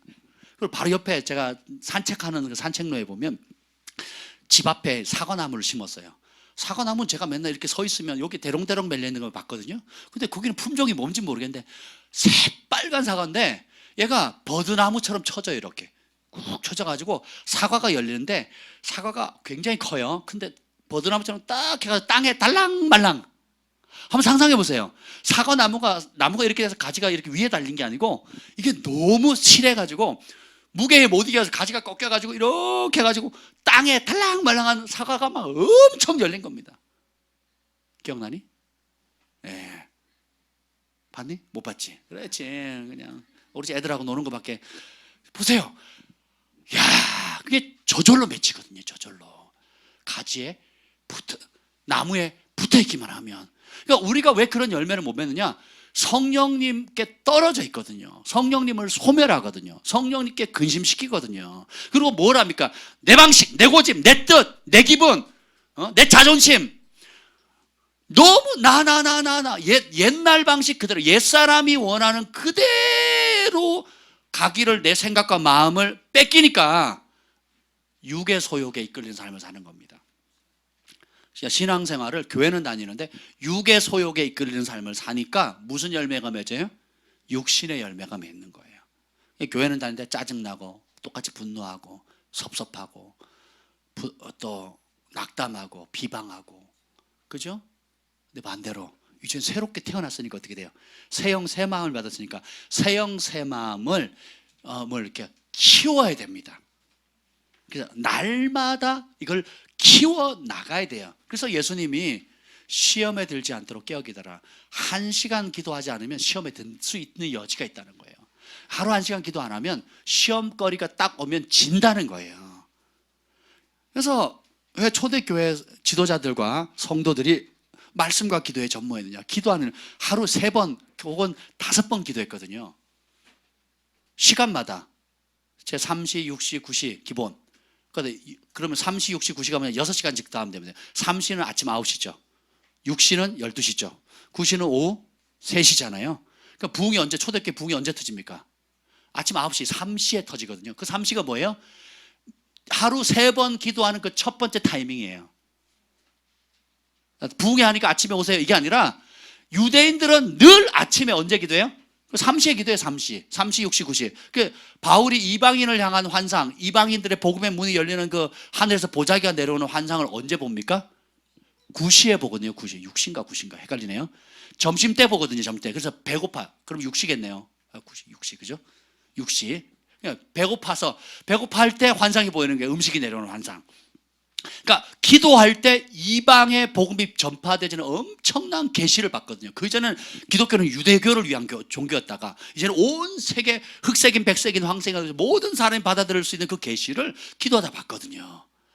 기도해야 영이 강해지고 영의 세계가 열리고 영으로부터 오는 음성과 하나님의 초자인 것들을 받게 되는 거예요. 다니엘의 기름 부음이 있거든요. 다니엘의 기름 부음은 유지하려면 다른 길이 없습니다. 다니엘이 하루 3번 뭐 하죠? 기도하거든요. 그 기도를 종교적으로 지키는 게 아니라 기도 가운데 진짜 하나님의 계시를 받아요. 천사의 방문을 받고 하나님의 음성을 듣고 꼭 꿈을 꾸잖아요. 그죠? 요셉이 그 애굽의 그 고대 근동의 최고의 막강한, 오늘날은 미국처럼 세계를 제패했던 그 나라의 총리가 될 수 있었던 건 뭐예요? 인내심이 좋아서가 아니에요. 남들보다 좀 재능 있고 천재 끼가 있어서 그런 게 아니라고요. 뭐예요? 계시의 사람이었거든요. 계시의 사람. 다니엘도 정치인인데 뭐예요? 계시의 사람이거든요. 다윗도 정치인인데 예수님께서 다윗의 직분을 뭐라고 부릅니까? 선지자라 부르거든요. 선지자는 하나님의 영의 음성을 듣고 영의 세계를 보는 자거든요. 그러면 여러분이 이 시대에 그냥 일반인처럼 똑같이 학교 가서 졸업해가지고 직장 다니면서 출세하려고 하면 그냥 똑똑한 차원이라면 영향력이 없습니다. 근데 기도에서 성령을 인도함을 받고 성령의 음성을 듣고 성령이 주시는 계시, 꿈과 환상과 예언과 이런 온갖 성경이 약속한 성령의 9가지 은사들, 이런 계시적인 세계에 열려서 영의 것들을 받아들이게 되면 독보적인 겁니다. 이같이 여호와의 신 들린 자가를 보겠느냐? 배워서 아는 거, 자기 천재끼가 있어서 수재끼가 있어서 아는 것과 하나님의 신, 하나님의 영에 사로잡힌 사람의 삶은 완전히 다른 겁니다. 저희가 교회 사역을 하기 전에 순회 사역을 많이 했습니다. 지금도 가끔씩 이렇게 다니지만 가보면 사람들이 소스라치게 놀래요. 왜 그렇습니까? 김 목사님이나 저나 하나님께 주시는 성령의 음성에 민감하려고 노력하고 성령께서 이끄시는 훈련들을 많이 받았거든요. 그러면 가는 교회에 대한 말씀을 줘요. 그 담당하시는 사역자에 대한 말씀을 주고요. 문제를 가지고 있는 사람이 오면 그 사람에 대한 말씀을 줘요. 그러면 처음 보는 사람이 와가지고 그 사람들만 아는 비밀한 일들을 하나님이 알려주시니까 깜짝 놀라죠. 더 놀라운 거는 그때 그 시에 주는 성령이 주시는 그 말씀을 나누었을 때에 이 사람들의 삶이 180도로 달라지는 겁니다. 완전히 자유케 되는 거예요. 그러니까 주의 종이 주의 종으로 대우를 받는 거예요. 하나님의 백성이 하나님의 백성으로 대우를 받는 겁니다. 그 사역을 하면서 그런 사역을 받는 사람도 은혜를 받지만 진짜 충격받는 사람은 우리 사역자들입니다. 하나님 살아계시네. 그래서 무릇 하나님의 영으로 인도함을 받는 그들이 곧 하나님의 자녀라 하는구나. 성령의 충만함을 받으라고 하시는구나. 성령의 이끌림에 민감하라 하라는구나. 하나님은 영이시니 영의 세계는 영으로만 분별하라 했던 그 말이 이제야 이해가 되는구나 하고 깨닫는 거예요. 근데 이거 모르고 신앙생활을 한다? 죽을 맛이죠. 그렇지 않겠습니까? 아니 우리 처음 교회 나오신 분들 보세요. 기도하다가 성령 받고 방언 터지고, 예, 그때는 막 영적 세계가 보이고, 저는 어둠의 세계가 많이 보이다가 이제는 빛의 세계가 이제 조금씩 밝아지고 있죠. 할렐루야. 아니 이거 누가 가르쳐 줬단 말이에요. 예, 교회 나오면 얼마 후에 방언 터질 거고, 방언 터지고 기도, 영의 세계가 열리고, 이런 소리 안 했거든요. 안 했는데 죽었던 영혼이 예수님을 믿고 회개하니까 성령님이 들어오니까 마음이 부드러워지면서 회개가 터지고, 회개가 터지니까 씻김을 받죠. 의롭게 되죠. 성령께서 이제 실상을 보여주니까 네가 전에 좋아했던 게 다 어둠이었다, 더러운 것이었다, 그리고 이제는 아름다운 빛의 세계가 있다, 이 길로 가라, 그리고 나의 음성을 들어라. 듣고 순종하니까 간증거려 끝도 없죠. 그죠? 지난 1년 동안 아마 우리 교회에서 제일 간증거리가 많았던 가정 중에 한 가정이 아닐까 싶습니다. 아멘. 그만큼 치러야 될 싸움도 많았고 버려야 할 옛 것도 많았다는 거거든요. 그 버리니까 새 것이 오는 거예요. 그죠? 버려야 새 것이 오거든요. 옛 것을 버려야 새 것이 옵니다. 옛 마음, 완악한 마음, 강팍한 마음 고집하면, 그거 고집하면 어떻게 새 걸 집어넣어줘요. 집안의 새 물건, 여러분 제가 장롱을 하나 사고 싶은데, 응? 지금 있는 물건들 침대는 안 빼버리면 어떻게 돼요? 넣을 수 있어요? 못 넣어요. 못 넣는 거 똑같습니다. 여러분 마음 가운데 옛 것들, 혈기에 기인한 것들, 인간적으로 옳다고 생각하는 것들, 특별히 하나님 앞에 큰 부르심을 받는 사람들은 영의 사람이 돼야 됩니다. 다른 길이 없습니다. 왜냐? 세상에 나오면 똑똑한 사람 많거든요. 권력 있는 사람 많고 또 배경 있는 사람도 많아요. 든든한 백 떼주시는 정치적 줄이나 학연이나 지연이나 줄들이 많거든요. 요셉은 그 줄 안 탔습니다. 다윗도 그 줄 안 타거든요. 하나님이 그 두 사람의 공통점은 하나님의 영에 신들린 자였거든요. 신들린 자. 그 사람들이 연을 봤을 때 하나님의 영에 충만한 여호와의 신들린 자다, 이런 소리 들어보신 분? 그렇게 되셔야 돼요. 하나님의 영을 받은 자들을 신이라 그랬거든요. 신. 구약에도 그러고 신약에도 그러고. 우리 신의 아들들입니다. 신의 딸들이에요. 그럼 신의 아들과 딸 때문에 표징이 뭐냐? 성령의 인도를 받는 겁니다. 성령의 인도함을 모르거나 관심 없거나 그거는 특별한 사람들의 전유물이고 나하고 상관없다 생각하면 어떻게 돼요? 성령 안 충만한 것이 아니라 육으로 충만해서 지옥의 길로 가는 겁니다. 부르심도 못 이루고요. 교회에 오지만 교회 일을 대적하는 데 앞장서는 세력이 됩니다. 이스마엘과 이삭의 아버지가 누구였죠? 아브라함이죠. 똑같은 태 속에 났는데 하는 짓은, 이삭을 누가 핍박해요?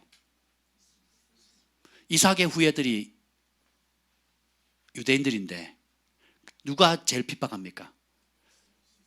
이스마엘 자손들이 지금 핍박하고 있죠. 그때 몇천 년 전에 있었던 일이 그때 끌로 끝난 게 아니에요. 지금까지 가거든요. 교회는 성령에 충만한 사람을 누가 핍박합니까? 혈기와 자기의로 충만한 사람이 가로막는 거예요. 근데 이 교회 공동체는 재밌는 게 뭐예요? 큰 자가 작은 자를 섬깁니다. 엄마가 아기를 돌보는 거예요. 성숙한 자가 미성숙한 자를 돌보는 겁니다. 기다려주고 품어주고 격려해주는 거예요. 아멘. 철이 먼저 든 사람이 늦게 드는 사람들을 돌보는 겁니다. 이게 참 신비죠. 신비예요, 신비. 그래서 이사야 51장 2절에 보면 아브라함이 혼자 있을 때 이사야가 예언하는 거예요. 내가 그를 부르고 그에게 복을 줘 창성케 하느니라. 나 여호와가 시온의 모든 황폐한 곳들을 위로하여 사막을 에덴 같게, 광야를 여호와의 동산 같게 하였나니 그 가운데 기쁨과 즐거움과 감사함과 창화의 소리가 있으리라. 하나님께서 하나님의 영을 부어주면 기쁨과 찬송이 끊이지 않습니다. 광야 건강하고 생명력이 없던 그런 것도 성령님 임하면 생명이 움트게 되는 거예요. 에덴 동산처럼 바뀌게 되는 겁니다. 제가 예수님을 모르길 때는 하루하루가 지옥이었거든요. 근데 그 아프다는 소리를 누구한테 할 수도 없어요. 동네 창피해서. 근데 더 끔찍한 건 동네 사람들이 다 알아. 그리고 더 심각한 거는 탈출구가 없는 거예요.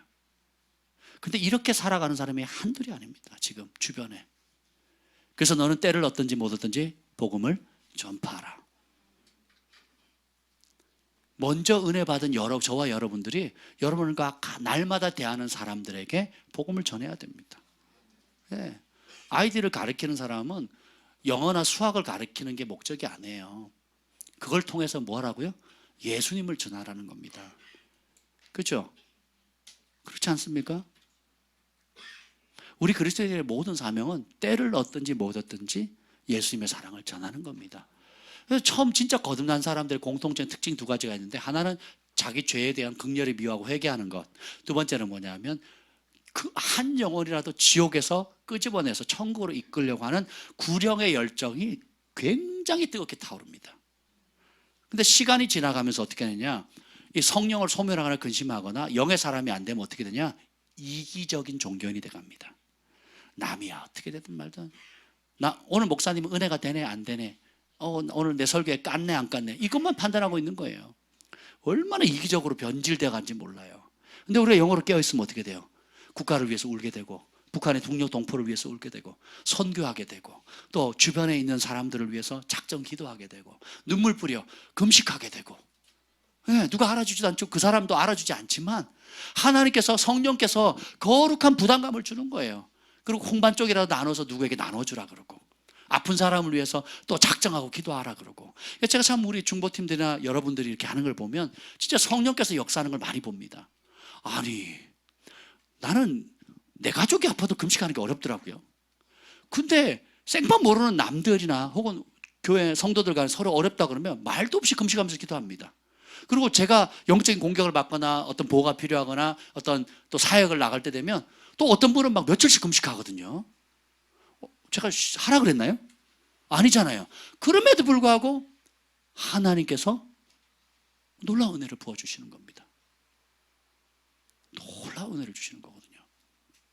이게 뭐냐? 하나님은 성령님께 순종하는 사람을 통해서 성령의 역사를 이루어갑니다. 그럼 우리가 영에 대한 감각을 키워야 되겠죠.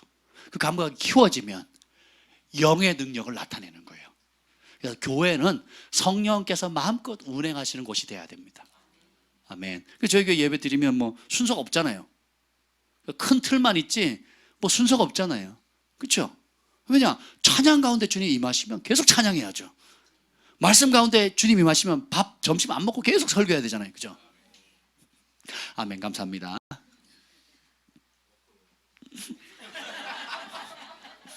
뭐라고 하셨어요? 아멘, 아멘.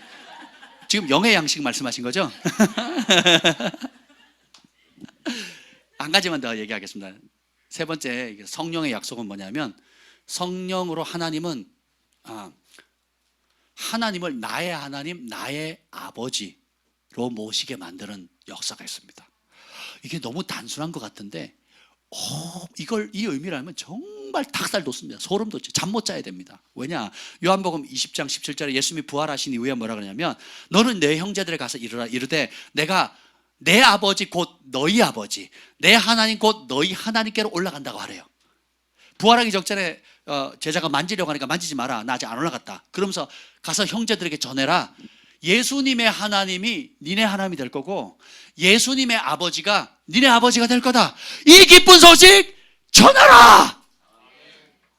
새로운 종교를 태동시킨 게 아니고 기독교라는 종교를 창시한 게 아니라 예수님이 섬겼던 그 하나님, 나의 하나님이 너의 하나님이고 내 아버지가 너 아버지다. 하늘 아버지가 나에게 아들로서 대해주셨던 온갖 축복들을 니네도 똑같이 받을 거다. 그것이 바로 십자가 부활의 능력입니다. 그래서 온 우주의 가장 놀라운 특권이자 행복은 하나님을 아버지라고 부를 수 있는 자격인 거예요. 로마서 8장 15절에 보면 너희는 다시 무수하는 종의 영을 받지 아니하고 양자의 영을 받았으므로 우리가 아빠 아버지라고 부르짖느니라. 전에는 하나님 무서웠어요. 교회 다니면서 하나님 무서워하는 사람 꽤 있습니다. 이건 경외의 무서움이 아니라 진짜 무서워하는 거예요. 무서운 독재자처럼 무서워. 멀리 있고 나한테 혼낼 뿐 같이. 그러니까 뭔가 이렇게 종의 영이거든요. 그게 종의 영. 근데 진짜 성령이 오면 자유케 해요. 자유케 하시면서 아빠 아버지라고 부르는 거예요. 제가 아들 키울 때는 잘 그런 걸 못 느꼈는데 공주님들을 셋을 키우니까 집에 갔다 밖에서 들어오잖아요. 쪼르륵 달려옵니다. 3명의 공주님과 큰딸 한 분이 막 달려옵니다. 그래서 온유 소망이 딱 달라붙어요. 껌딱지처럼 딱 달라붙어서 안 떨어져. 그러면 다리를 딱 붙잡고 있죠. 그럼 제가 붙잡힌 채로 걸어갑니다. 이렇게 양쪽에서 한 놈들이 이렇게 걸어갑니다. 얼마나 아빠 하면서 오는데 막 해피 뽀뽀도 잘해주고요, 안아주고요, 막 안마도 해주고요. 뭐 어디서 배웠는지 안마를 종류별로 배워가지고 막 주물러 주는데요. 아주 행복합니다. 우리가 하나님을 그렇게 가까이 생각하냐 말이에요. 아빠라고 부를 때에. 갈라디아서 오늘 4장 6절에 보면 한번 읽어볼까요? 4장 6절 읽어봅시다. 4장 6절 시작. 너희가 아들이므로 하나님이 그 아들의 영을 우리 마음 가운데 보내사 아빠 아버지라 부르게 하셨느니. 아멘. 아빠 아버지라고 부르는데 아빠 아버지, 아들의 영을 부어준다는 거예요. 그게 성령님이거든요. 저는 이보다 놀라운 축복이 있겠습니까? 정말 저는 이 말씀의 축복을 우리가 여러분이 한 사람 한 사람 깨달을 수만 있다면 온 우주를 창조하시고 그리고 천국과 지옥의 심판을 예비하시고 영원한 상급과 영원한 형벌을 예비하시고 또 그 사랑이 많으신 홍해 바다를 가르시고 온갖 기적을 행하시고 공급하시는 그 하나님께서 나의 심판자가 아니라 내 아빠라는 거예요. 나를 정죄하시는 분이 아니라 나를 사랑하시는 내 아빠라는 거, 내 아버지라는 사실이, 우리가 하나님의 아들이 되었습니다. 하나님의 가족이 되었고요, 천국 백성이 된 겁니다. 이보다 더 큰 축복은 있을 수 없어요. 그래서 성령님은 우리를 하나님의 가족으로 만드는 양자의 영인데, 전에 제가 교회를 나갔는데 하나님은 아버지라고 못 불렀어요. 너무 쑥스러웠습니다. 아니 힘들었어요. 우리 아버지 저 아파트에 계시는데, 저희 아버지도 맨날 술 한잔 하시면 제가 교회 갔다 오면 그랬거든요. 니네 아버지 교회에 있다며? 하늘에 있다며? 글로 가. 그렇게 조롱하셨거든요. 니네 아버지 하늘에 있으니까 니네 아버지한테 가. 제가 대학교 합격해서 등록하려고 하니까 니네 아버지 하늘에 있잖아. 니네 아버지한테 달라 그래. 뭐 이랬단 말이에요. 근데 교회 가서 기도하잖아요. 우리는 한국은 뭐라고 부릅니까? 부흥할 때 통성을 어떻게 기도합니까?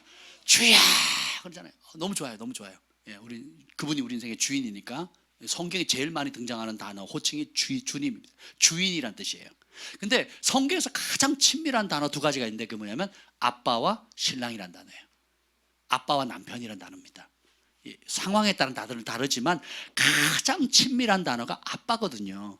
근데 보면 저 아빠를 못 부르는 이유가 뭐냐면 저는 내가 성격이 내성적이라 그런 줄 알았어요. 내성적이란가 그런가 보다 했는데 말씀을 읽는데 이건 단순한 성격이나 호칭의 문제가 아니라는 걸 깨달았습니다. 왜냐? 오늘 다시 4장 6절에 보면 너희가 아들이면 하나님은 그 아들의 영을 우리 마음 가운데 보내줘야지만 하나님을 아빠라고 부를 수 있다고요.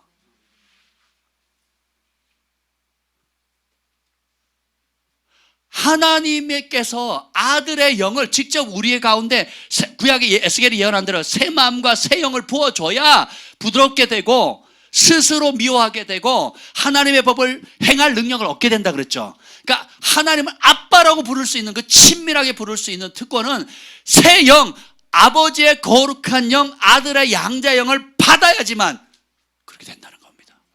여러분 마음 가운데 기도하실 때 진짜 아빠 하나님, 제가 산기도 가면 주로 그렇게 부르거든요. 아버지 하고 부릅니다. 편해요 지금은. 왜 그러냐? 내 안에 성령님이 계시거든요. 기도할 때 여러분 기도할 때 기왕이면 여러분 돈 필요할 때 누구한테 가면 제일 편합니까? 예, 주인한테 가면 뭔가 거래를 해야 되잖아요. 그죠? 예, 미리 끌어서 돈을 땡겨 쓰든지 좀 불편하잖아요. 아빠한테 가면 다 공짜예요. 다 공짜. 할렐루야. 다 공짜입니다. 다 공짜. 하나님 만군의 여호와 천지 만물을 다 주관하시는 그 위대한 분을 아버지의 영이 오면 아빠라고 부르면 이 아빠라는 호칭의 문제가 아니라 아버지가 가지고 있는 유무형의 모든 기업들, 유업들, 천국의 자원들을 마음껏 끌어다 쓸 수 있는 축복의 관계가 열리는 겁니다. 진심으로 하나님을 내 아버지로 부를 수 있게 돼요. 그래서 엄청난 전환이 오게 되는데 신분이 변화됩니다. 어둠에서 빛으로, 고아에서 아들로, 지옥 자식에서 천국 자식으로 바뀌는 역사적인 순간이 되는 겁니다. 이 놀라운 성령의 역사, 지금 제가 성령의 약속, 구약에 예언된 겁니다. 지금 구약에 예언된 것 중에 일부를 지금 본 거예요. 제가 7가지 중에 지금 3가지밖에 못 봤거든요. 시간이 없어서 3가지 보는데 나중에 또 기회가 있으면 보겠습니다. 근데 보면 이것만 봐도 너무너무 놀랍습니다. 오늘 본문 내용 아직 가려면 아직 갈 길이 멀거든요. 근데 한번 보세요. 3절 한번 읽어봅시다. 3절. 2절 3절 읽겠습니다. 갈라디아 3장 2절 3절 한번 읽게요. 3장 2절 3절 시작. 내가 너희에게서 다만 이것을 알려 하노니 너희가 성령을 받은 것이 율법의 행위로냐 혹은 듣고 믿음으로냐 너희가 이같이 어리석으냐 성령으로 시작하였다가 이제는 육체로 마치겠느냐. 자 보세요. 성령 받은 것이 니네가 믿는 율법 자기 의냐, 한마디로 자기 의냐, 내 고집과 의지와 내 선한 행실로 됐냐, 아니면 예수 그리스도로 말미암은 약속의 말씀을 믿음으로 받았느냐. 뭘로 받으셨어요? 믿고 구함으로 받았잖아요. 근데 3절에 보면 그런 갈라디아는 어리석은 길을 갔습니다. 왜 그렇습니까? 시작은 성령으로 했는데 마치는 것은 육체로 만든. 시작은 은혜 받아서 막 뜨겁게 했는데 행동은 점점 시간이 가면서 어떻게 돼요? 옛사람 육체의 소욕에 자기를 방임하는 거예요. 내버려 두는 겁니다. 은혜 받았는데, 여러분 선교 갔다 오면 엄청 은혜 받죠? 그리고 일주일 돼가 다 까먹어요. 왜요? 은혜 받은 모드에서 육체 모드로 바꿔버리거든요. 예, 학교 가서 또 캠퍼스에 가서 집에 가서 육체의 욕구와 혈기, 짜증, 섭섭함 이런 모든 것들을 다 내어주고 기도를 해야 하네요. 깨어 기도란 선교지가 뭐 얼마나 기도할 상황이 많이 있는 거예요. 여러분 멕시코 한번 가보세요. 하루하루가 살얼음 반인데 기도가 저절로 나오죠. 운전하면서 차 타고 다녀보세요. 그 비포장도로에 차 펑크 나면 여기는 보험회사 부르면 되는데 거기는 안 와요. 직접 초등학생이요. 초등학교 여자애가, 중학교 1학년짜리 여자애가 직접 타이어 빼가지고 그거 갈아 낍니다. 나은아, 멕시코 가서 살아야 되겠지. 환경이 그래요. 옆집 사람 총 들고 있으면 나가라고, 안 그러면 쏴 죽이겠다고. 마을 전체가 마피아들이에요. 뭐 이런 상황이에요. 그러니까 기도 안 할 수가 없겠죠. 우리 이주 있는데도 막 벌벌 떨면서 경찰 보면 조용히 해야 되고요. 군인들 보면 숨어야 돼요. 뭐 이런 상황이에요. 그 얼마나 깨어 있어야 되겠습니까? 그러니까 막 그 깨어 기도하니까 막 성령이 멱사하고 막 치유와 기적이 나타나는데 집에 오면 그 모드가 돼요, 안 돼요? 안 되죠. 헐레벌 퍼져가지고. 그죠? 아침에 눈을 떴는데 깜깜해. 보니까 오후예요. 저녁이 다 됐어. 방학한 막 허벌레 퍼져가지고, 그죠? 그러단 말이에요. 그러니까 깨어있지를 못하는 거거든요. 왜 그러냐? 영적으로 무장해제를 당하는 겁니다. 근데 주님께서는 전신갑주 입고 깨어 기도하라 그랬어요. 예. 그리고 성령으로 시작했으면 성령으로 달려가고 성령으로 마무리하라는 겁니다.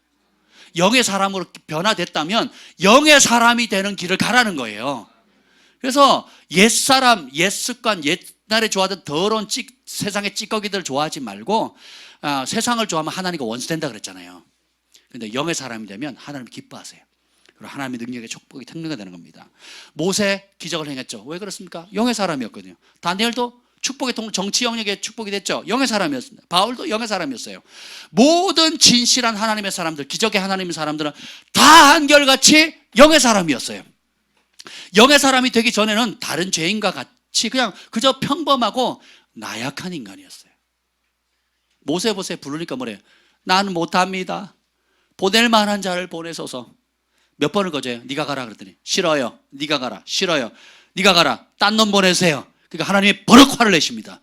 너 가라. 네 말 안 들으면, 네가 자신 없으면 아론을 붙여주겠다. 그래서 아론을 붙여주잖아요. 그죠? 그러니까 성령을 받기 전에는 다 나약한 인간이에요. 다윗도 사무엘이 와서 기름 붓기 전에, 성령 충만 받기 전에 뭐였어요? 목동이었어요. 양들 얼마나 뒤러본지 아세요, 여러분? 저는 이해 안 되는 거지. 너희 죄가 양털같이 휘어지리라. 한번 보세요. 얼마나 뒤러운가. 똥에 누워가지고 똥이 털에 다 붙어 있거든요. 희기는 무슨 꺼무죽죽 해가지고 그렇거든요. 흰 눈보다가 나와 있어서 다행인데, 한번 생각해보세요. 그 양치던, 그리고 선지자가 왔어요. 민족을 대표하는 왕들도 벌벌 떠는 선지자가 집에 왔는데 초청을 받아요, 못 받아요? 그 집안은 찬밥이에요, 찬밥. 누군가 양을 쳐야 되니까 막내 네가 봐라, 이런 존재였다고요. 우리는 그렇지 않습니까, 여러분?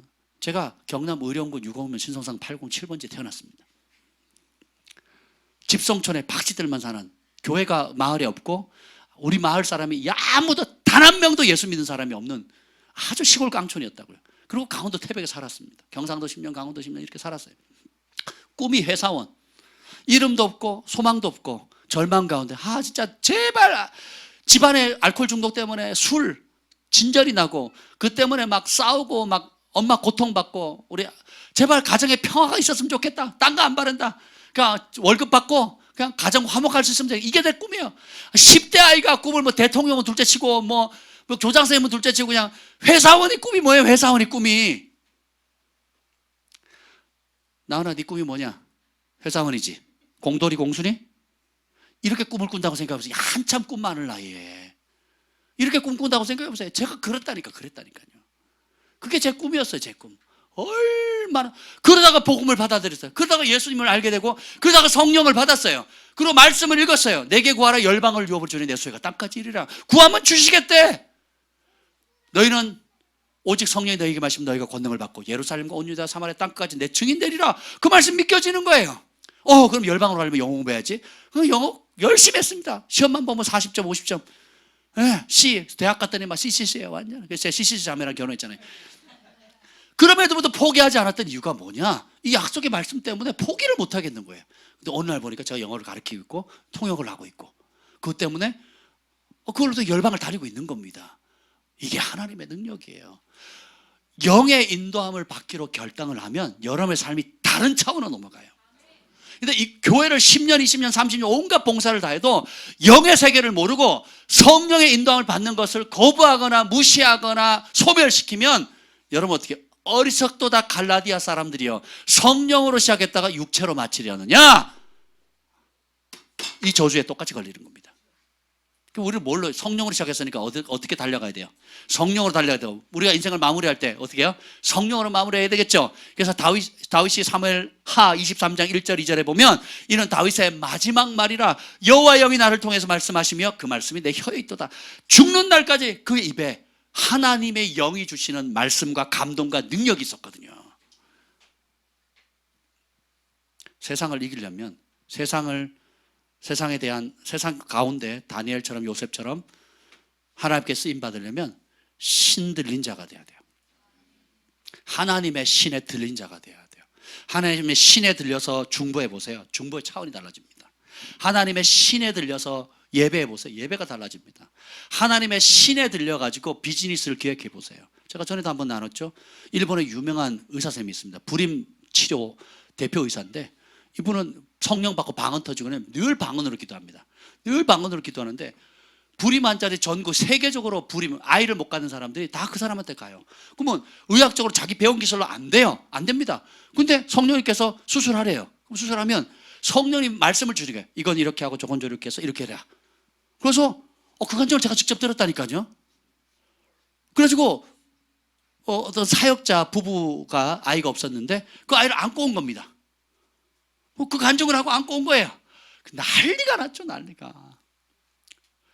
각기 여러분이 가지고 있는 전문 분야가 어떤 상관없다니까요. 가르치든 뭐 돈을 벌든 뭘 하든 직업은 뭐 가정주부든 백조 백수 상관없다니까요. 어떤 위치든 여러분이 성령의 이끌림을 받지 않으면 나약하고 유약한 평범한 사람이지만 성령의 가치를 알고 성령 충만함을 힘있기를 날마다 애쓰고 깨어 기도하면 영의 사람이 됩니다. 그러면 하늘의 천국에 속한 모든 무한한 자원들이 여러분의 것이 되는 거예요. 만남도 그렇게 뚫리고 돌파도 일어나고 질병도 낫고 나만 행복해지는 게 아니라 내 주변에 있는 사람 다 행복하게 만드는 거예요. 그 복을 받으시길 예수님으로 축복합니다. 오늘 성령의 약속 3가지를 놓고 우리가 받았는데 이 놀라운 복을 여러분 최고의 것으로 좀 삼았으면 좋겠어요. 아멘. 예. 이번 패밀리 캠프 때 집중적으로 영의 사람에 대해서 다룰 거고요. 갔다 와서도 계속 그렇게 살 수 있도록 우리가 노력했으면 좋겠습니다. 다른 길이 없습니다. 성령에 사로잡히는 길밖에 없어요. 살고 싶으세요? 성령을 받으십시오. 온갖 고통으로부터 자유케 되기를 원하십니까?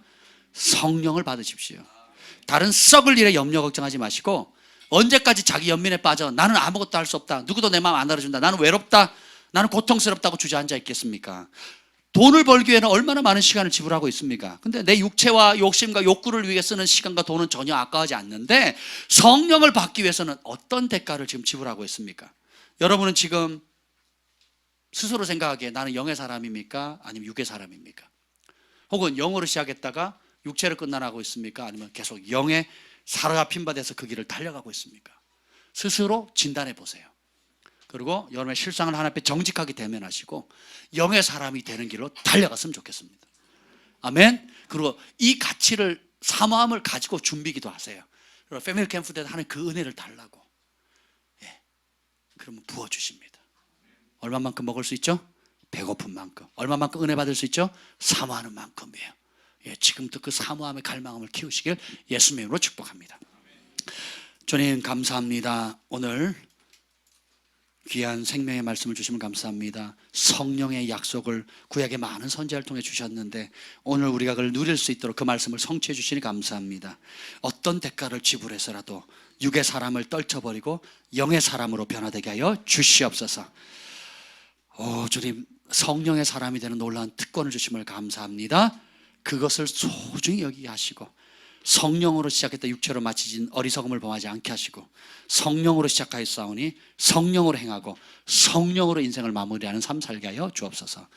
이제는 우리 구주 예수 그리스도의 은혜와 하나님 아버지의 극진한 사랑과 성령의 감화 감동 충만하심이 오늘도 영의 사람이 되기를 원하는 주의 백성들을 위해 영원토록 함께 있을지어다. 아멘.